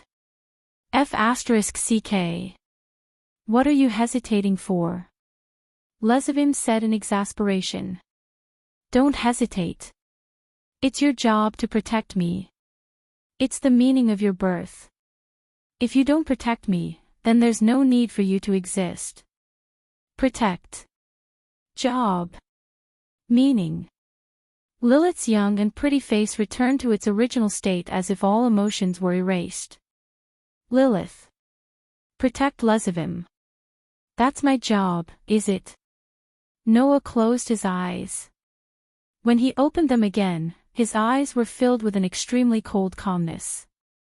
In that case, even if I have to use force, I'll make you leave that lowly demon king's son. The divine power circulating in Noah's body suddenly transformed into magic power. Clang! A burst of brilliant white light bloomed from Noah's body. Like a tide, it surged to the surroundings, covering everything in the surroundings. Clang! In the royal city of Capes, in a corner of a castle, a flash suddenly penetrated the wall and bloomed from it. Bang! Accompanied by a muffled explosion, the wall covered by the brilliant white light exploded, turning into pieces of equal squares. Under the impact, it exploded in all directions like a bullet fired from a gun. Among them, Lilith's body was shrouded in a black crystal-like protective shield. While protecting Lezavim, she retreated from the brilliant flash and rushed into the sky. That bastard god slayer, he actually dared to do it. Lezavim's face was distorted. Obviously, he was extremely angry. However, Lezavim also knew how terrifying Noah was if they really fought. Even the mythical forces didn't dare to go against him. What could Lezavim, a little demon king's son, do? If it weren't for Lilith here, Lezavim was afraid that he would have run away in terror. If you force me into a corner, I'll slaughter the entire vampire territory. Lezavim cursed and immediately took out the Holy Grail. Above the Holy Grail, bursts of sacred waves spread and shrouded Lezavim. His face that had turned pale due to the loss of blood from his broken arm gradually recovered its rosy color. Meanwhile, Lezavim's severed arms suddenly wriggled, and at a speed visible to the naked eye, flesh and blood rapidly grew out. It didn't take long for Lezavim's arm to recover. Boom! But at the same time, in the castle below, the sound of the ground being stepped on heavily resounded. Whoosh! A figure soared into the sky at an astonishing speed, like a rocket, and shot towards Lezavim's direction. Protect! Lezavim! Lilith immediately stretched out one of her hands toward the figure that was shooting toward her. A terrifying power fluctuated in her hand. However, a burst of bright starlight flickered in the space. Under the illumination of the starlight, the power fluctuating in Lilith's hand gradually melted like white snow. Lilith was stunned. You! Lezavim yelled out. Didn't you say that you won't use another cosmology? As soon as Lezavim's voice fell, a sneer entered his ears. That's on the condition that you won't use the Holy Grail. But didn't you use the Holy Grail? The figure that rose into the sky rushed in front of Lezavim. Of course, you're not worthy of me using another cosmology. I'm using it to deal with Lilith. To deal with trash like you, a fist is enough. The fist whistled through the air and imprinted itself into Lezavim's eyes that were filled with horror. Chapter 1923. Dong! In the sky above the royal city, a muffled sound rang out like a clap of thunder. It even turned into an echo that rippled through the entire sky. Whoosh! A figure immediately fell like a falling meteorite, rubbing against the air as it shot down with a sharp piercing sound. After which, it heavily landed on a building. Bang! The powerful impact caused the rather magnificent building to explode as if it was hit by a cannonball, stirring up gravel and debris all over the sky.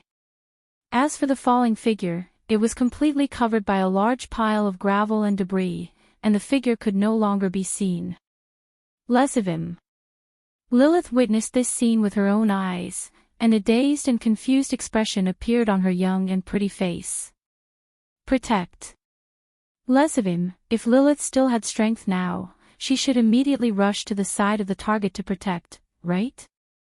However, at this moment, a layer of bright starlight had been shrouding Lilith's body, constantly offsetting the power fluctuating from Lilith's body, causing Lilith to almost lose the most basic flight ability.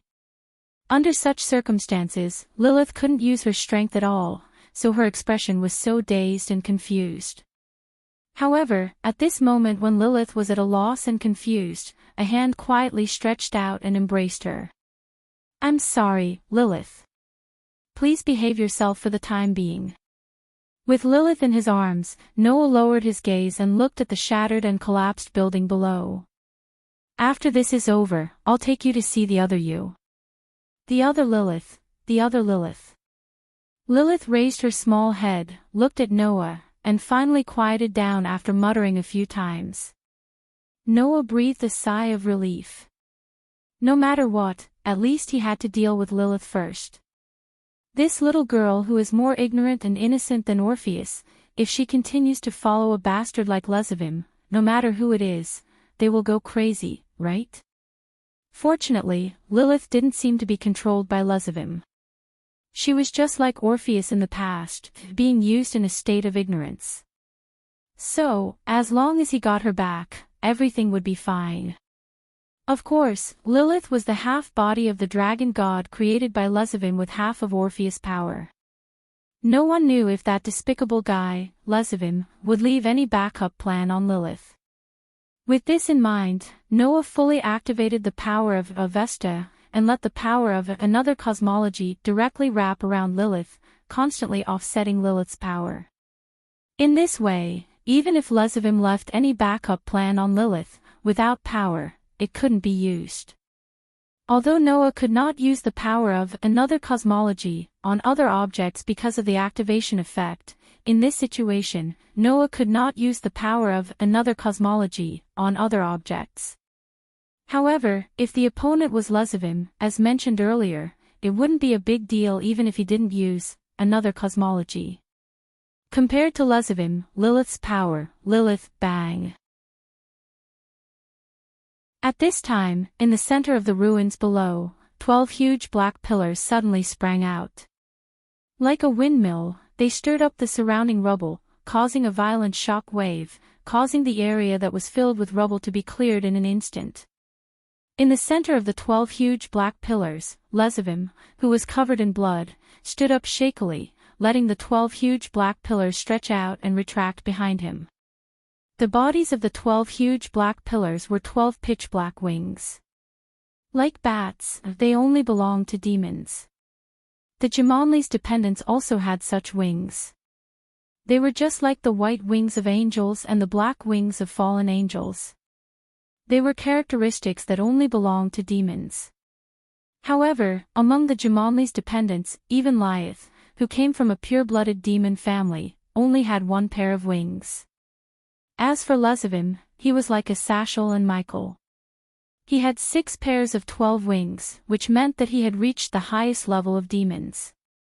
From this point of view, Lezavim's noble bloodline that he directly inherited from Lucifer did not go to waste. It was a pity that this son of the demon king, who was the noblest existence in the demon realm, was in a sorry state at this moment. Even if he spread out his 12 wings, he still could not change anything. Clang! The Holy Grail floating around him released holy waves, constantly repairing Lezavim's injured body. As a divine tool that could subvert the principle of life and even resurrect completely destroyed existences, the ability to heal was just a side effect. In the blink of an eye, the wounds on Lezavim's body were completely healed. TSK. Noah could not help but be speechless. Should I really deal with that Holy Grail first? However, Noah was still a little hesitant about making a move on the Holy Grail. Because the Holy Grail was not a divine tool that belonged to Lezavim, but it was taken out by Lezavim from the original owner. Taking out the divine tool from the original owner was a technology developed by the fallen angel faction led by Asashel. It was no longer a secret now. However, if the divine tool was taken out, the original owner would die. However, if the divine tool could be put back into the owner's body, then the owner might be able to be resurrected. If the Holy Grail was destroyed, then the owner of the Holy Grail would really die. Of course, the original owner of the Holy Grail was not related to Noah, so Noah did not have to worry at all. But looking at Gasper's reaction to the owner of the Holy Grail before, Noah was sure that if that person really died, then Gasper would probably be in so much pain that he would rather die. Moreover, the divine tool was originally just a kind of power. Even if it was destroyed, it could be repaired. In that case, I can only snatch it. Just as Noah planned to do so and was about to rush in the direction of Lezavim, there was a sudden change. Whang! A huge burst of magic power turned into a whirlwind-like impact. It suddenly rushed from a distance and swept in the direction of Noah. Noah's figure suddenly paused, and he turned around directly. Facing the violent manna that was sweeping towards him, he extended one of his hands, and a brilliant white light flickered on it. Bang! As soon as the violent magic power that swept in like a whirlwind fell on Noah's hand, it immediately exploded under the effect of magic crush. At the same time, a figure suddenly flashed beside Lezavim. Your Highness Lezavim. Euclid helped Lezavim up. Are you okay? Do I look okay to you? Lezavim pushed Euclid away violently and looked at Noah with a twisted face. Damn God Slayer. Your Highness Lezavim, it seems that we have slightly underestimated the God Slayer. Euclid said in a deep voice. Even all the mythical forces can't do anything to him.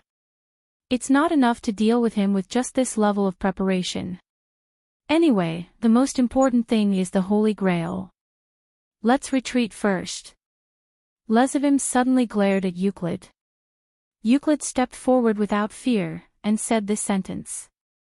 If we fail here, then everything we've done before will be for naught. Does that not matter? Lezavim's expression suddenly changed. He looked up and saw Lilith in Noah's arms in midair. Lezavim gritted his teeth with hatred. Let's go. Go. Noah's eyes flashed with a touch of sharpness. Do you think you can leave? Lezavim was suddenly anxious. Euclid, on the other hand, smiled faintly. Lord Noah, instead of wasting your time here, why don't you hurry and take a look outside? Maybe we can save the vampire kingdom. Save? Noah was stunned. Taking advantage of this time, Euclid activated a teleportation magic array and enveloped himself and Lezavim. Remember this. God Slayer. Lezavim stared at Noah. One day, I'll make you pay for what you've done. Lezavim and Euclid left this sentence and disappeared into the teleportation magic array. Noah's eyes flashed. After a while, he took a deep breath, turned around, and rushed out of the Opesh royal city. Chapter 1924. When Noah flew out of Opesh royal city and arrived in mid-air above the vampire city, the scene that appeared in front of him made his expression change. Roar, roar, roar. He saw huge black shadows flying back and forth in the sky above the vampire city, letting out deafening roars. The main body of the black shadows was a giant dragon that had a pitch-black luster. The giant dragon was filled with an evil and ominous aura, and there was no rationality in its eyes. It was completely engulfed by madness and ferocity. One after another, these pitch-black dragons appeared from all directions. As they circled in the air, they raised their heads and roared. Then, they spat out scorching flames at the city below. Boom, boom, boom, boom, boom. Accompanied by a series of explosions, the buildings were destroyed by the flames that fell from the sky one after another. They were all set ablaze and turned into ruins in an instant. Dragons! The dragons are here! Run! In the city, the residents of the vampires rushed out of the buildings one after another. They screamed in panic and fled in panic, falling into an unprecedented chaos.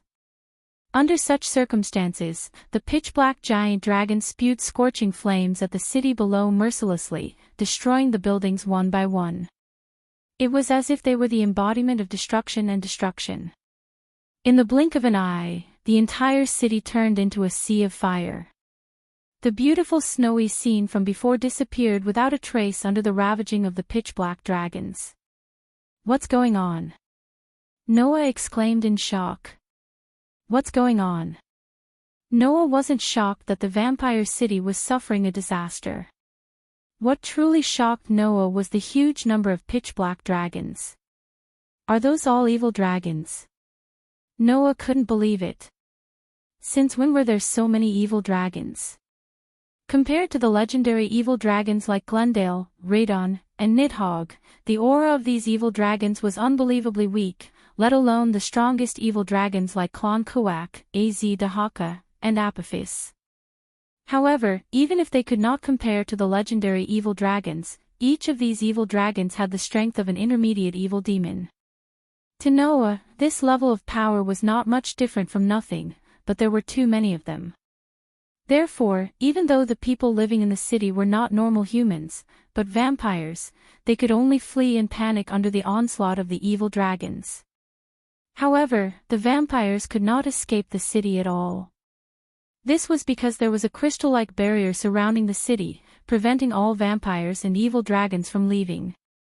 If this continued, not only would the vampire city be destroyed, but all the vampires here would also die from the evil dragon's breath. At that time, the number of casualties could not be described as heavy. Just as Noah was feeling shocked and puzzled, a figure shot over from afar. Noah immediately looked over and recognized the newcomer. The newcomer was none other than Asashel. With 12 pitch-black wings on his back, Asashel flew over from a direction and arrived in front of Noah. "You finally appeared." Asashel grabbed Noah's hand and said hurriedly, "Quick! Use the power of your another cosmology to cancel out that barrier. Otherwise, the vampires won't be able to escape. The Jimenez's followers won't be able to go to the Camilla faction to help." With this short sentence, Noah understood. It was not only Cape's side, but even Camilla's side had been attacked by the evil dragons. A barrier. Noah raised his head and looked at the crystal-like barrier in the sky. Is this the evil dragon Radon's doing? Other than the evil dragon who once guarded the golden apple in Greek mythology and was extremely good at barriers and defense, who else could create a barrier that even Asashel could not do anything about? That barrier was not only to prevent the vampires from escaping, but also to prevent the people here from assisting the Camilla faction. It was also set up to make the evil dragon stay here obediently and wreak havoc. That's why it was set up, isn't it? At that moment, Noah raised his hand towards the barrier in the sky. However, he did not use the another cosmology to cancel it out like Asashel said. Instead, he activated a huge magic array. Immediately after, Noah poured all of the shatter magic into the magic array, causing the magic array to suddenly flash with a dazzling white light and illuminate the surroundings. The next moment, a shatter light beam shot up into the sky and violently shot towards the horizon. Bang dash! Following the sound of glass shattering, the shatter light beam that landed heavily on the crystal-like barrier suddenly penetrated it. Kacha! Kacha kacha! Immediately, the barrier began to crack. In an instant, the entire barrier was filled with cracks. Bang dash! In the next second, the barrier was completely shattered in the midst of an explosion and disappeared into the sky. Great! Asashel was overjoyed and quickly activated a communication magic array and spoke into it. Leah, take your kin and go help the Camilla faction. Got it. Leah's voice sounded from the communication magic array and then disappeared. What's going on? Noah asked at that moment. Why are there so many evil dragons? Those evil dragons have just appeared. Asashel gritted his teeth and spoke with resentment. Not long ago, they were all vampires from the anti-government faction of Seeps. Vampires from the anti-government faction of Seeps. Noah was stunned at first, but then he understood. Were they transformed by the Holy Grail? The anti-government faction of Seeps was in cahoots with the Disaster faction and shared the power of the Holy Grail. They were vampires who tried to use the Holy Grail to become flawless creatures. However, since the Holy Grail had fallen into Luzavim's hands, it proved that the anti-government faction of Seeps had all been abandoned by Luzavim. Since that was the case, with Luzavim's despicable character, it was not strange for him to secretly transform all the vampires into evil dragons using the excuse of using the Holy Grail to create flawless creatures. Now, Euclid had released all the vampires that had been transformed into evil dragons and let them wreak havoc in his city in order to contain Noah and escape with Luzavim. Thanks to this, the coup in the royal city is over, but a greater disaster is facing all the vampires. Asashel clenched his fist. And from the vampires of Seeps, we learned that some vampires on Camilla's side were also tempted by the power of the Holy Grail and tried to become flawless creatures. Those vampires have probably all turned into evil dragons and are now wreaking havoc on Camilla's side. That was why Asashel had sent the Jamonli's vassals to save the situation. Looking at Asashel's furious expression, Noah sighed in his heart. Although he was the governor of the fallen angels and an evil person recorded in the Bible, in reality, Asashel wanted to see peace more than anyone else. The Disaster faction had turned the kingdom of the vampires into a purgatory. This scene fell into Asashel's eyes, so it was natural for him to be angry. Otherwise, Asashel would not have been so anxious to send the Jamonli's vassals to save the situation when the negotiations with Camilla failed. Of course, Noah himself would not leave them in the lurch. No matter how corrupt the higher-ups regime was, these ordinary vampires were innocent. Noah already understood this principle when he was in the world of the Dark Bullet. So, Noah handed Lilith, who had been quiet in his arms, to Asashel. Help me take care of this child. This is. Asashel subconsciously took it, but he was stunned by Lilith's appearance. Without giving Asashel time to be surprised, Noah took a step forward and an amazing magic power rose from his body. Clang! A dazzling light flickered from Noah's body. It was not a soft white light that was as gorgeous as a powder, but a bright golden brilliance. Activate! Noah's voice resounded through the sky. Fairy Law. Chapter 1925. Clang! The dazzling brilliance was like a rising star at dawn. It flickered in the sky above the city that had turned into a sea of fire, illuminating the sky that was still filled with fog. What? Asashel, who was the closest to the light source, was caught off guard by the dazzling brilliance. He was shocked and hurriedly raised a hand in front of him to block the dazzling brilliance. However, Asashel sensed a terrifyingly powerful mana rising amidst the dazzling brilliance. Immediately after, the brilliance, which was mixed with a shocking amount of mana, rushed into the sky and into the clouds. Ding dong!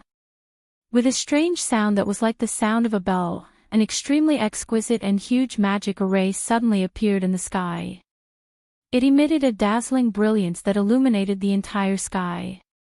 The evil dragons that were wreaking havoc in the vampire city finally noticed the commotion. They were all attracted by it and looked in Noah's direction. However, it was too late to react. Under the exquisite and huge magic array in the sky, Noah's body was bathed in the dazzling brilliance. He clasped his hands together and a small magic array appeared in his deep, dark eyes. The fairy law. Activate. The sound of judgment that shook the space turned into an echo that reverberated in the world. Hum. Suddenly, the dazzling brilliance turned into a surging wave that spread in all directions with Noah as the center. The evil dragons did not even have time to react before they were all engulfed by the dazzling brilliance and disappeared in the surging brilliance. Hum. The dazzling brilliance enveloped the rampaging evil dragons, the escaping vampires, and the burning city. At this moment, even the people on Camilla's side could clearly see the dazzling brilliance shining in Seep City. They were all captivated by it. After an unknown amount of time, the dazzling brilliance dimmed bit by bit. Sensing that the shocking magic power that was vibrating in the space was slowly dissipating, Asashel opened his eyes with lingering fear. However, as soon as he opened his eyes, the scene that appeared in front of him left him stunned. He saw that the evil dragons that were wreaking havoc in the vampire city that had turned into a sea of fire were lying all over the ground. The huge number of evil dragons had all collapsed in the time it took for Asashel to close his eyes and open them again. The vampires who were still running for their lives opened their eyes in horror. When they saw the evil dragons lying on the ground, they were all stunned and looked at each other in bewilderment. The entire place suddenly fell silent. Only the sound of flames burning was left.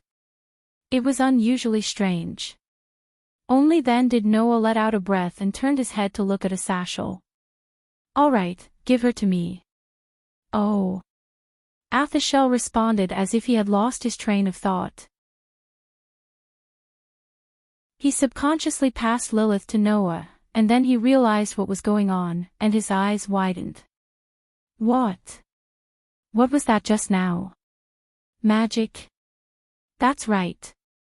Noah nodded as he hugged Lilith, who had been quiet all this while. I didn't expect the magic that I had sealed away for a long time to come in handy at this time. The 3 super spells from the fairy tale had indeed been sealed away by Noah for a long time. That was because the 3 super spells had gradually become useless in Noah's hands. It was not that the 3 super spells were not powerful enough. On the contrary, with the support of Noah's endless mana, the power of the 3 super spells could be said to be astonishingly powerful. Unfortunately, the 3 super spells had a rather fatal flaw. That was, each of them required a certain amount of time to prepare. During that period of time, as Noah's power improved, they became more and more deadly. After all, the stronger Noah's power was, the higher the level of the battle he would be facing.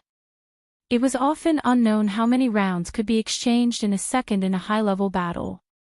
Using a super spell that required such a long time to prepare was simply an act of suicide. Because of this reason, Makarov and Laxus, who also knew how to use the fairy law, would almost never use this super trial spell in high-level battles unless they had the confidence to kill in one shot and had sufficient time to prepare. Even Makarov and Laxus were like this, let alone Noah. Of course, Makarov and Laxus would not use the fairy law easily.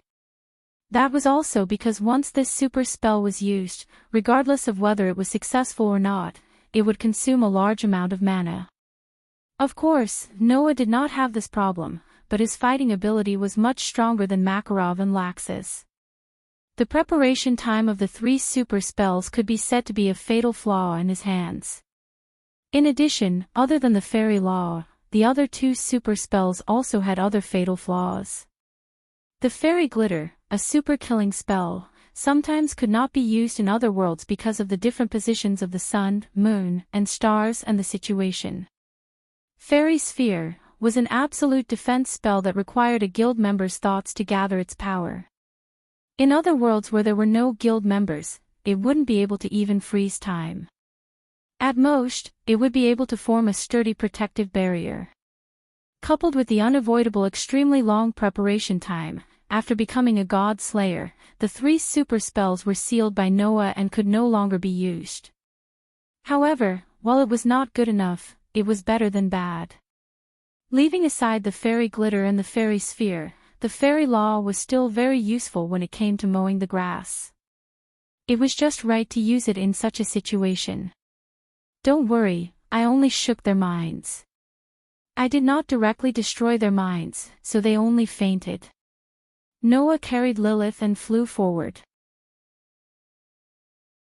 After that, you can do some research and see if there is a way to restore them. Hearing this, Asashel finally reacted. He looked at Noah with gratitude, and then flew directly to the city below. If Asashel left just like that, the vampires in the city would definitely skin the unconscious evil dragons and pull out their tendons without knowing. So, Asashel chose to stay. As for the Camilla faction, naturally, it was left to Noah. With that spell, numbers were meaningless to Noah. On the other side, Noah flew in the direction of the Camilla faction as fast as he could. After a few minutes of flying at full speed, he finally arrived above the Camilla faction. This place had also turned into a sea of fire. The roads, buildings, and environment were all mercilessly destroyed. Not even a trace of it was left. Under the burning of the flames, it gradually turned into ruins. One evil dragon after another soared through the air. Some were destroying the city. Some were chasing the residents. Some were fighting. This part of the world had completely turned into an incomparably tragic battlefield. Seeing this scene, Noah was just about to go forward when he suddenly saw a young girl sitting on the street surrounded by flames. How could this be? Elmine Shelton no longer had the arrogance from before. It was as if she had lost her soul. She looked at her hometown with eyes full of confusion and despair. How could this be? The noble girl who was proud of her bloodline and repeatedly claimed that there were no vampires who denied their way of life in the Camilla faction was now defeated by the cruel reality. What should I do? Elmine Shelton looked at the scene in front of her in despair. What should I do? A voice answered her. What you should do is to hurry and save your hometown, not sit there and watch. Elmine Shelton trembled and quickly raised her head to look at the source of the voice.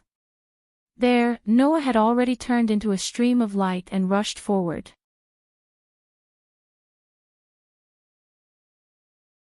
Chapter 1926. The fire that spread throughout the vampire's territory lasted until late into the night. It wasn't until the night fell that the flames gradually dimmed and disappeared. Along with the fire, the residences of the two major vampires, Sipesh and Camilla, also disappeared. Looking at the streets and the city that had been completely turned into ruins as if it had been attacked by artillery fire, and the charred remains of buildings everywhere, the Jamalni's kin fell into silence. How pitiful. Asashel looked around and sighed. This way, the vampires will have to live a hard life until everything is restored to its original state. After all, vampires were residents of the dark, and most of them were nocturnal creatures that could not be directly exposed to sunlight. Now that their residences had been turned into ruins, if they did not find a place to hide from the sun and settle down, the vampires would basically be doomed even if the evil dragons did not attack them. Moreover, the vampires had not been in contact with the outside world all this while, and had been hiding in their own residences and being complacent. Now that their residences had been destroyed, and because they had no contact with the outside world, the situation they faced was more difficult than imagined. If we lack resources for reconstruction, I can go back and talk to my father, Lilith said. Maybe he can help. No need, I will ask for help from the major factions. Asashel scratched his head. Let the major factions bleed a little and provide some resources so that the reconstruction work can go smoothly. Lilith nodded and did not say anything else. In fact, Noah was also present. Seeing that Asashel and Lilith had decided on the next course of action in a few words, Noah shrugged and spoke to Asashel. Looks like we should put the peace talks aside for the time being. Yeah, Asashel said helplessly. King Sipesh was seriously injured because of the coup and is still in a coma. However, Queen Camilla is probably in a terrible fix because of the evil dragon's attack, and has no time to participate in our peace talks with Sipesh. That's a blessing in disguise, isn't it? What about the vampires that were transformed into evil dragons? Noah asked. Has everything been arranged? I've already ordered my subordinates to capture all of those evil dragons. All that's left is to research them. Arthashell's eyes were filled with the excitement and happiness of a stubborn scientist. A creature transformed from the power of the god's destruction tool. If I study it properly, it might be able to improve my artificial god's artifact. Hearing this, Noah's body trembled, and he silently mourned for those fellows in his heart. Hopefully, they would not be dissected for research. However, even if they were dissected for research, those guys only had themselves to blame. Who asked those fellows to be in cahoots with the massive calamity? In the end, they were used and abandoned, turning into that ghastly appearance. He could only pray for the best. At this time, a young noble girl with 2 attendants slowly walked towards them. Everyone's gazes immediately turned to look at the newcomer. The newcomer was Elmaine Shelton. At this moment, the previously domineering and even somewhat condescending vampire girl no longer had her previous arrogance. She was like an injured little animal that had just recovered, but was still a little weak. She came in front of everyone, lifted her skirt, and bowed. I, on behalf of Queen Camilla, would like to express my gratitude to everyone for their help today. Looking at Elmaine Shelton's somewhat tired and weak expression, the group of Jumanli's followers looked at each other, then turned their gazes to Noah and Arthashell. Noah did not say anything, and only shrugged, leaving the right to speak to Arthashell. In response, Arthashell could only bitterly smile and take a step forward. After this, I will request the major forces that we have reached an agreement with to help the vampires rebuild their territories. If there's anything you need help with, don't hesitate to ask. Hearing this, Elmaine Shelton did not show any signs of gratitude. Instead, she lowered her head and remained silent. The atmosphere suddenly became a little strange. Everyone suddenly looked at each other, not understanding what was going on. Just as Arthashell frowned and was about to speak again, Elmaine Shelton suddenly asked. Our negotiations with you have already broken down. Even if you're not enemies, you're definitely not friends. If that's the case, why would you want to help us? Not only did you save us, but you also intend to help us rebuild. Arthashell and the Jumanli's followers were all stunned. On the other hand, Elmaine Sheridan shifted his gaze to Noah and said in an extremely complicated tone. Lord Noah, you're very powerful. We've all seen it. Even the evil dragon army that the entire vampire race is helpless against is as fragile as a piece of paper in your hands. If you're so powerful, if you really want to force us to reach an agreement, you have plenty of means to achieve your goal. Why didn't you do that, but instead went through the trouble of coming to the vampire kingdom and going through so much trouble to negotiate with the vampires? From Elmaine Shelton's tone, Noah not only heard the complicated emotions, but also a kind of confusion. Presumably, the destruction of her home and the betrayal of her companions should have brought a lot of blows to this prideful vampire girl, right? As a result, Elmaine Shelton no longer had the arrogance and haughtiness from before.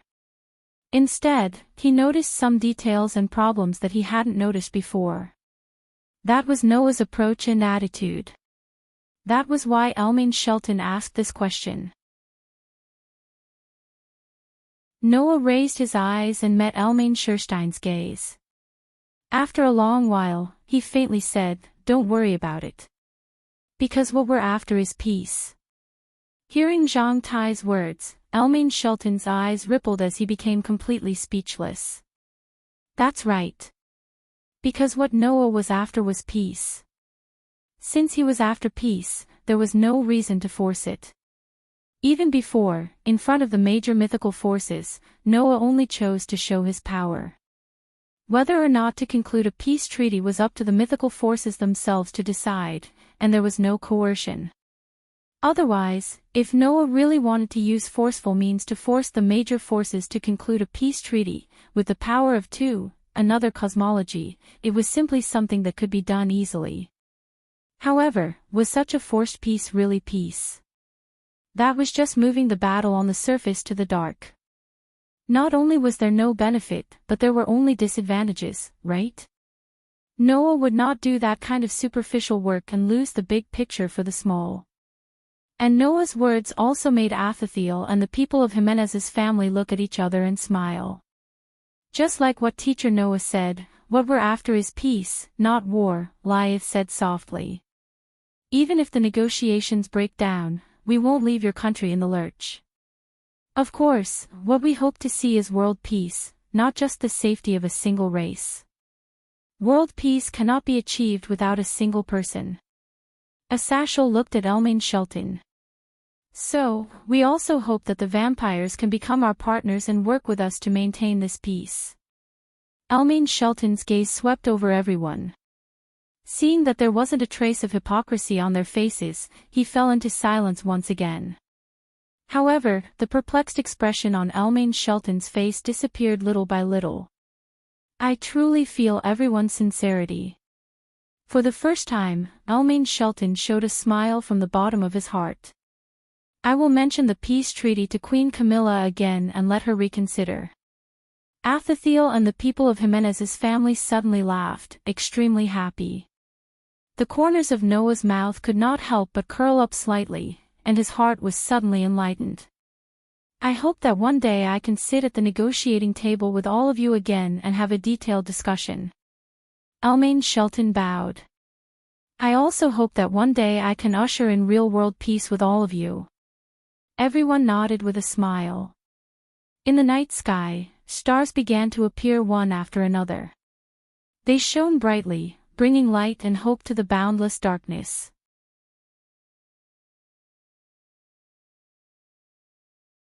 Chapter 1927. Due to the coup d'état between the government and anti-government factions, the Seeps royal city, where the Seeps king lived, had become dilapidated and riddled with holes. There were traces of battle everywhere. Noah walked through the corridors that he had passed during the day, and he could see vampires bustling around him. The big commotion during the day had made the residents of the entire vampiric kingdom recognize Noah, the god slayer. Therefore, along the way, every vampire would lower their heads and bow to Noah. Their expressions were very respectful, and even a little fearful. The terrifying power that Noah displayed made the vampires hold a contradictory attitude of respect and fear for Noah. In this regard, Noah did not care much and walked forward under the salutes and gazes of the vampires. In his hand, he was holding a petite girl in a dark dress. Of course, it was Lilith. This little girl, who was more ignorant and innocent than Orpheus, now seemed to be completely captivated by Noah. One hand was tightly holding Noah, and no matter where Noah went, she followed him. The other hand was holding a lollipop, which she licked expressionlessly. That scene was simply like a little girl who had been abducted and bribed. Noah did not have this self-awareness at all. He took Lilith's hand with a matter-of-fact expression and came in front of a door. He reached out and knocked on the door. The next second, Asashel's voice sounded from inside. Come in. Hearing this, Noah pushed the door open and walked into the room. It was a very spacious and luxurious room. The floor was covered with soft carpets. Beautiful curtains hung on the four walls. There was a very gorgeous bed in the corner. At first glance, it looked like the boudoir of a princess, and it was very eye-catching. The only flaw was that there were no windows here. Except for a door that was connected to the outside, it was completely closed. However, this was also a characteristic of vampires, and there was nothing strange in the vampiric kingdom. At this moment, there were two people in the room. One was Asashel, who was sitting on the edge of the bed, examining something. The other was a young girl. It was a young girl with waist-length hair that was not so much a resplendent golden color as it was a rather peculiar color. The girl seemed to be around 20 years old. Her facial features were quite regular, just like Elmain Shelton. She looked like a doll with an indescribable beauty. The difference was that the girl's skin wasn't unhealthy pale, but was as smooth and soft as a pearl, just like a human's. However, this beautiful girl was lying on the bed with her eyes closed as if she had fallen into eternal sleep. Her expression was extremely peaceful. Looking at the beautiful girl lying on the bed, Noah whispered, "Is this Valerie Tsepesh?" Valerie Tsepesh. The new king that Tsepesh advocated during the coup d'état, and also the holder of the godly Sephiroth's cup. She was a hybrid between a human and a vampire. In other words, it was not an exaggeration to say that she was the culprit who colluded with the group of disasters and stirred up the entire vampire world. At least, that was what Noah had always thought. However, not long ago, Noah found out that this girl was just a puppet. The real culprit who colluded with the group of disasters and attempted a coup d'état, severely injuring the king of Opesh and causing him to fall into a coma, and indirectly or directly stirring up the entire vampire world, was actually the Holy Grail holder's family of the same blood and origin. In the world of vampires, half-breeds had no status. Letting a mixed blood become a king was something that couldn't be allowed in the first place. Although Valerie inherited the bloodline of Tsepesh, she was a hybrid herself. It was impossible for a vampire to support her and let her become the new Tsepesh king. What's more, Tsepesh was originally a patriarchal clan. It was too ridiculous to let a woman become a king. Therefore, the real cause of the coup d'état was Valerie's relative of the same bloodline. After Valerie awakened the godly tool in her body, he deceived Valerie with flowery words and used the power of the Holy Grail to rope in a vampire clan that wanted to become a flawless creature. He secretly accumulated strength and cooperated with the group of disasters. From then on, Valerie's relative of the same bloodline was destined to be a tragedy. Because he was just a tragic figure that was used by Lezavim. During the day, when Athasiel and Jimenez's subordinates barged in and came to Valerie, the Holy Grail in Valerie's body had already been taken away. Her relative of the same bloodline was torn in half by the evil dragon and died without a burial place. And Valerie started to fall into a state of suspended animation at that time. That's right. Suspended animation. Originally, if the godly tool in the body was taken away, the original owner of the godly tool should have died directly. However, Valerie did not die directly. She only fell into a state of suspended animation, or it was not an exaggeration to say that she was in a state of deep sleep. What's going on? Noah looked at Athasiel.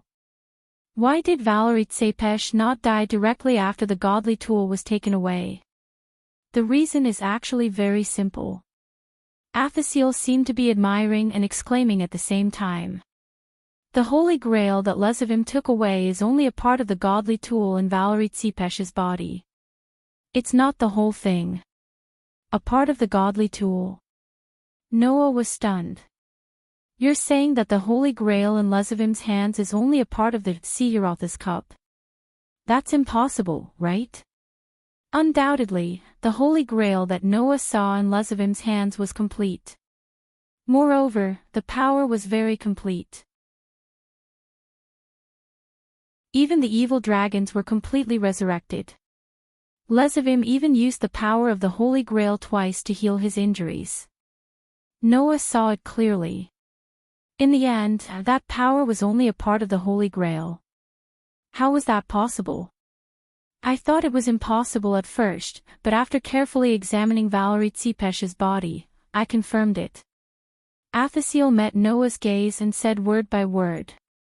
There is not only one Holy Grail in Valerie Tsepesh's body, but there are a total of 3. They are the godly tools that have become subspecies since they were awakened. Subspecies. Noah completely understood. Valerie Tsepesh's Holy Grail had mutated. It became a subspecies. It was not a subspecies of the Forbidden Hand, but a subspecies of the artifact itself. Just like how a divine artifact might have a subspecies of Forbidden Hand that was completely different from the original Forbidden Hand, some divine artifacts might also mutate and become a divine artifact that was poles apart from the original artifact. That was the subspecies of the artifact itself. However, the probability of the latter subspecies appearing was much lower than the former subspecies. So far, there had not been more than 10 cases of subspecies appearing.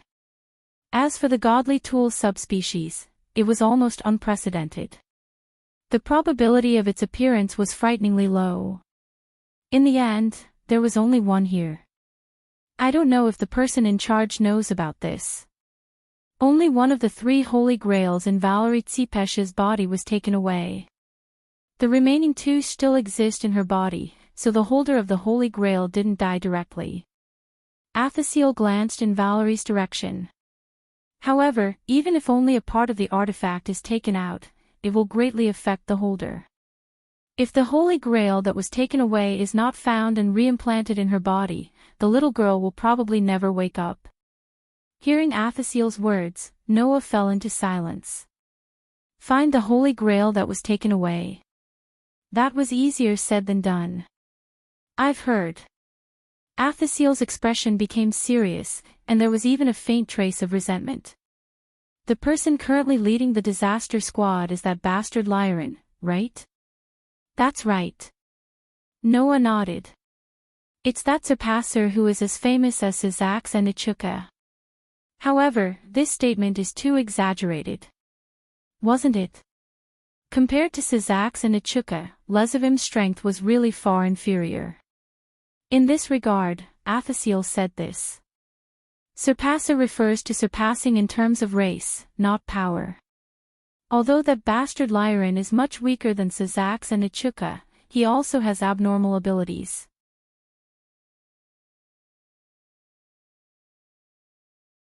Chapter 1928. It was not without reason that Lezavim was called a surpasser. Lezavim's strength was not good, but that was only from Noah's point of view, as well as when compared to Sizax and Ichuka, the 2 foul existences.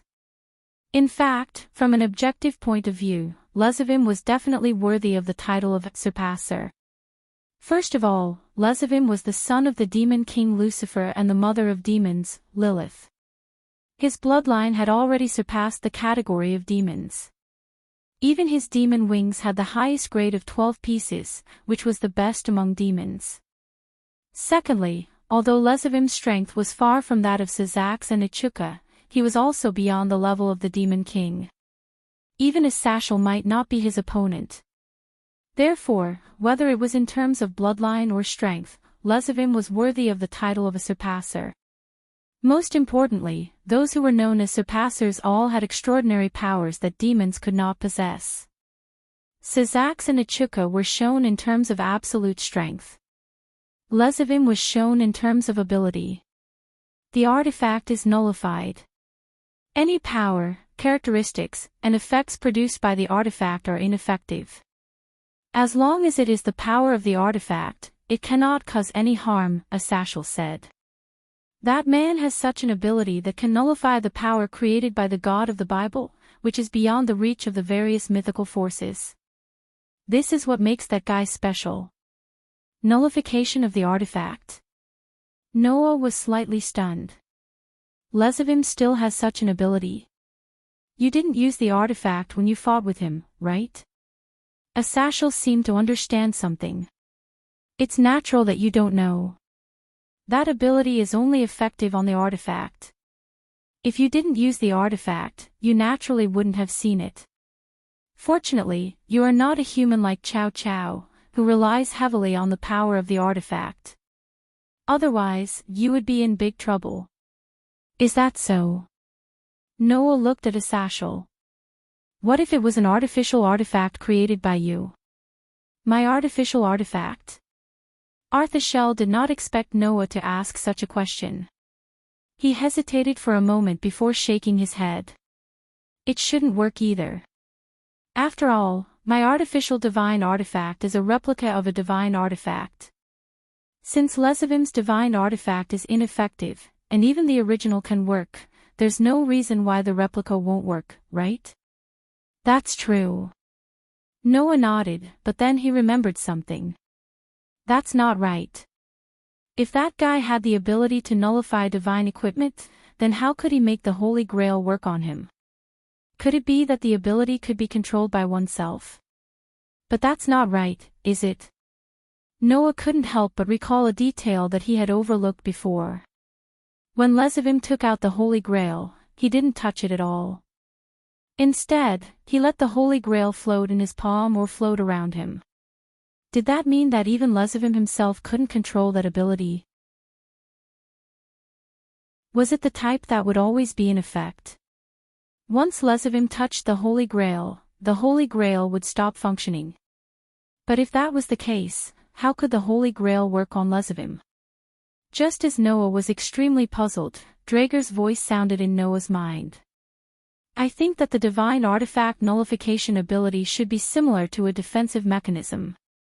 It can nullify the power of the divine artifact when it comes into contact with the son of the Demon King, but it can't nullify the targeted ability, right? What does that mean? The Holy Grail is a power that directly affects life. The target of the ability is life, not an individual. That's why it can go through the divine artifact nullification and work on Lesavim, Draeger explained. In other words, as long as it goes through the divine artifact nullification defense, then the divine artifact nullification can work on Lesavim. The Holy Grail directly targets life, so it doesn't need to come into contact with the divine artifact nullification defense.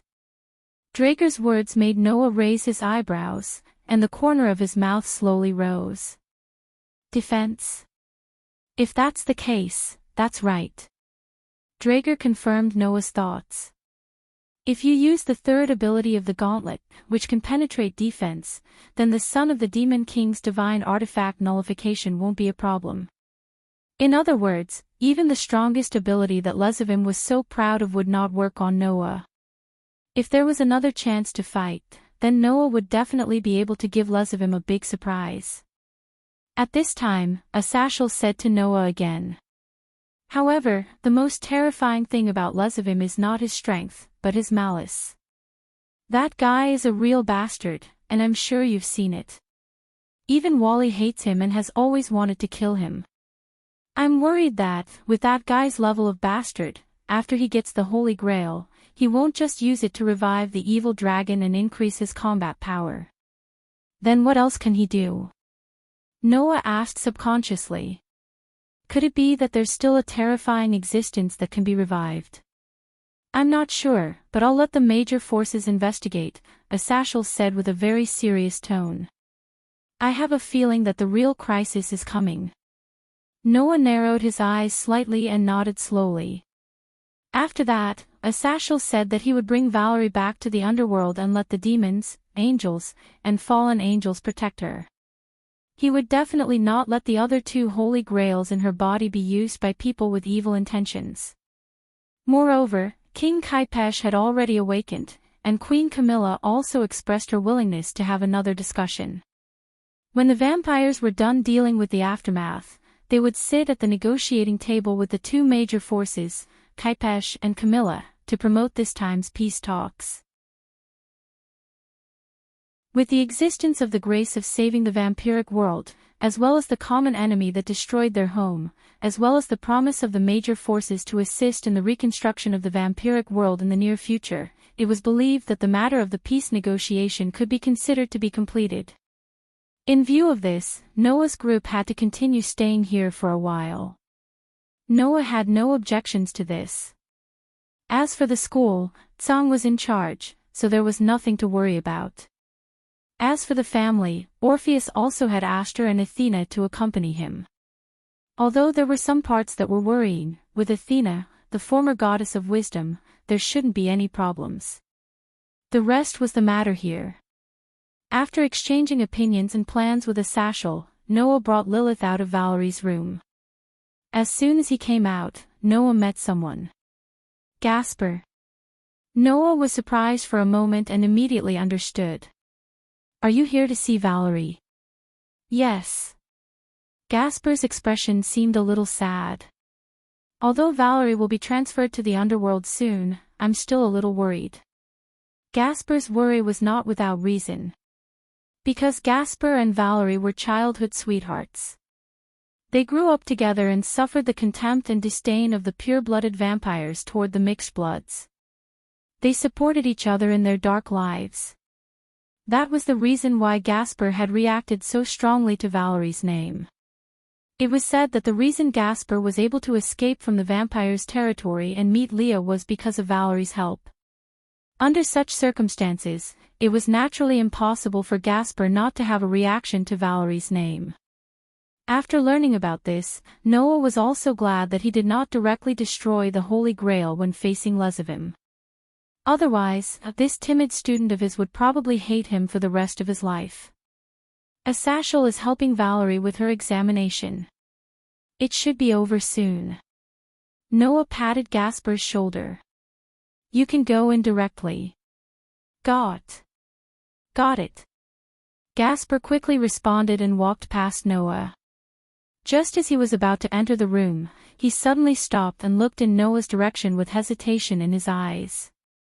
Seeing this, Noah seemed to have seen through Gasper's thoughts and said, "Don't worry. If there's a chance, I'll take the Holy Grail back." Gasper's spirits were lifted and he bowed deeply to Noah before entering the room. Noah suddenly smiled. Suddenly, two panicked voices were heard again. Teacher. Lord Noah. They saw Gasper's family member, Labelle, and Valerie's team member, Luffy, running over at the same time with a panicked expression and called out. "Oh no! The two cats are about to fight again." Noah was completely stunned. You're tuning into the Journey of the Soul YouTube channel. Don't forget to subscribe and join us on this journey to catch the most captivating stories.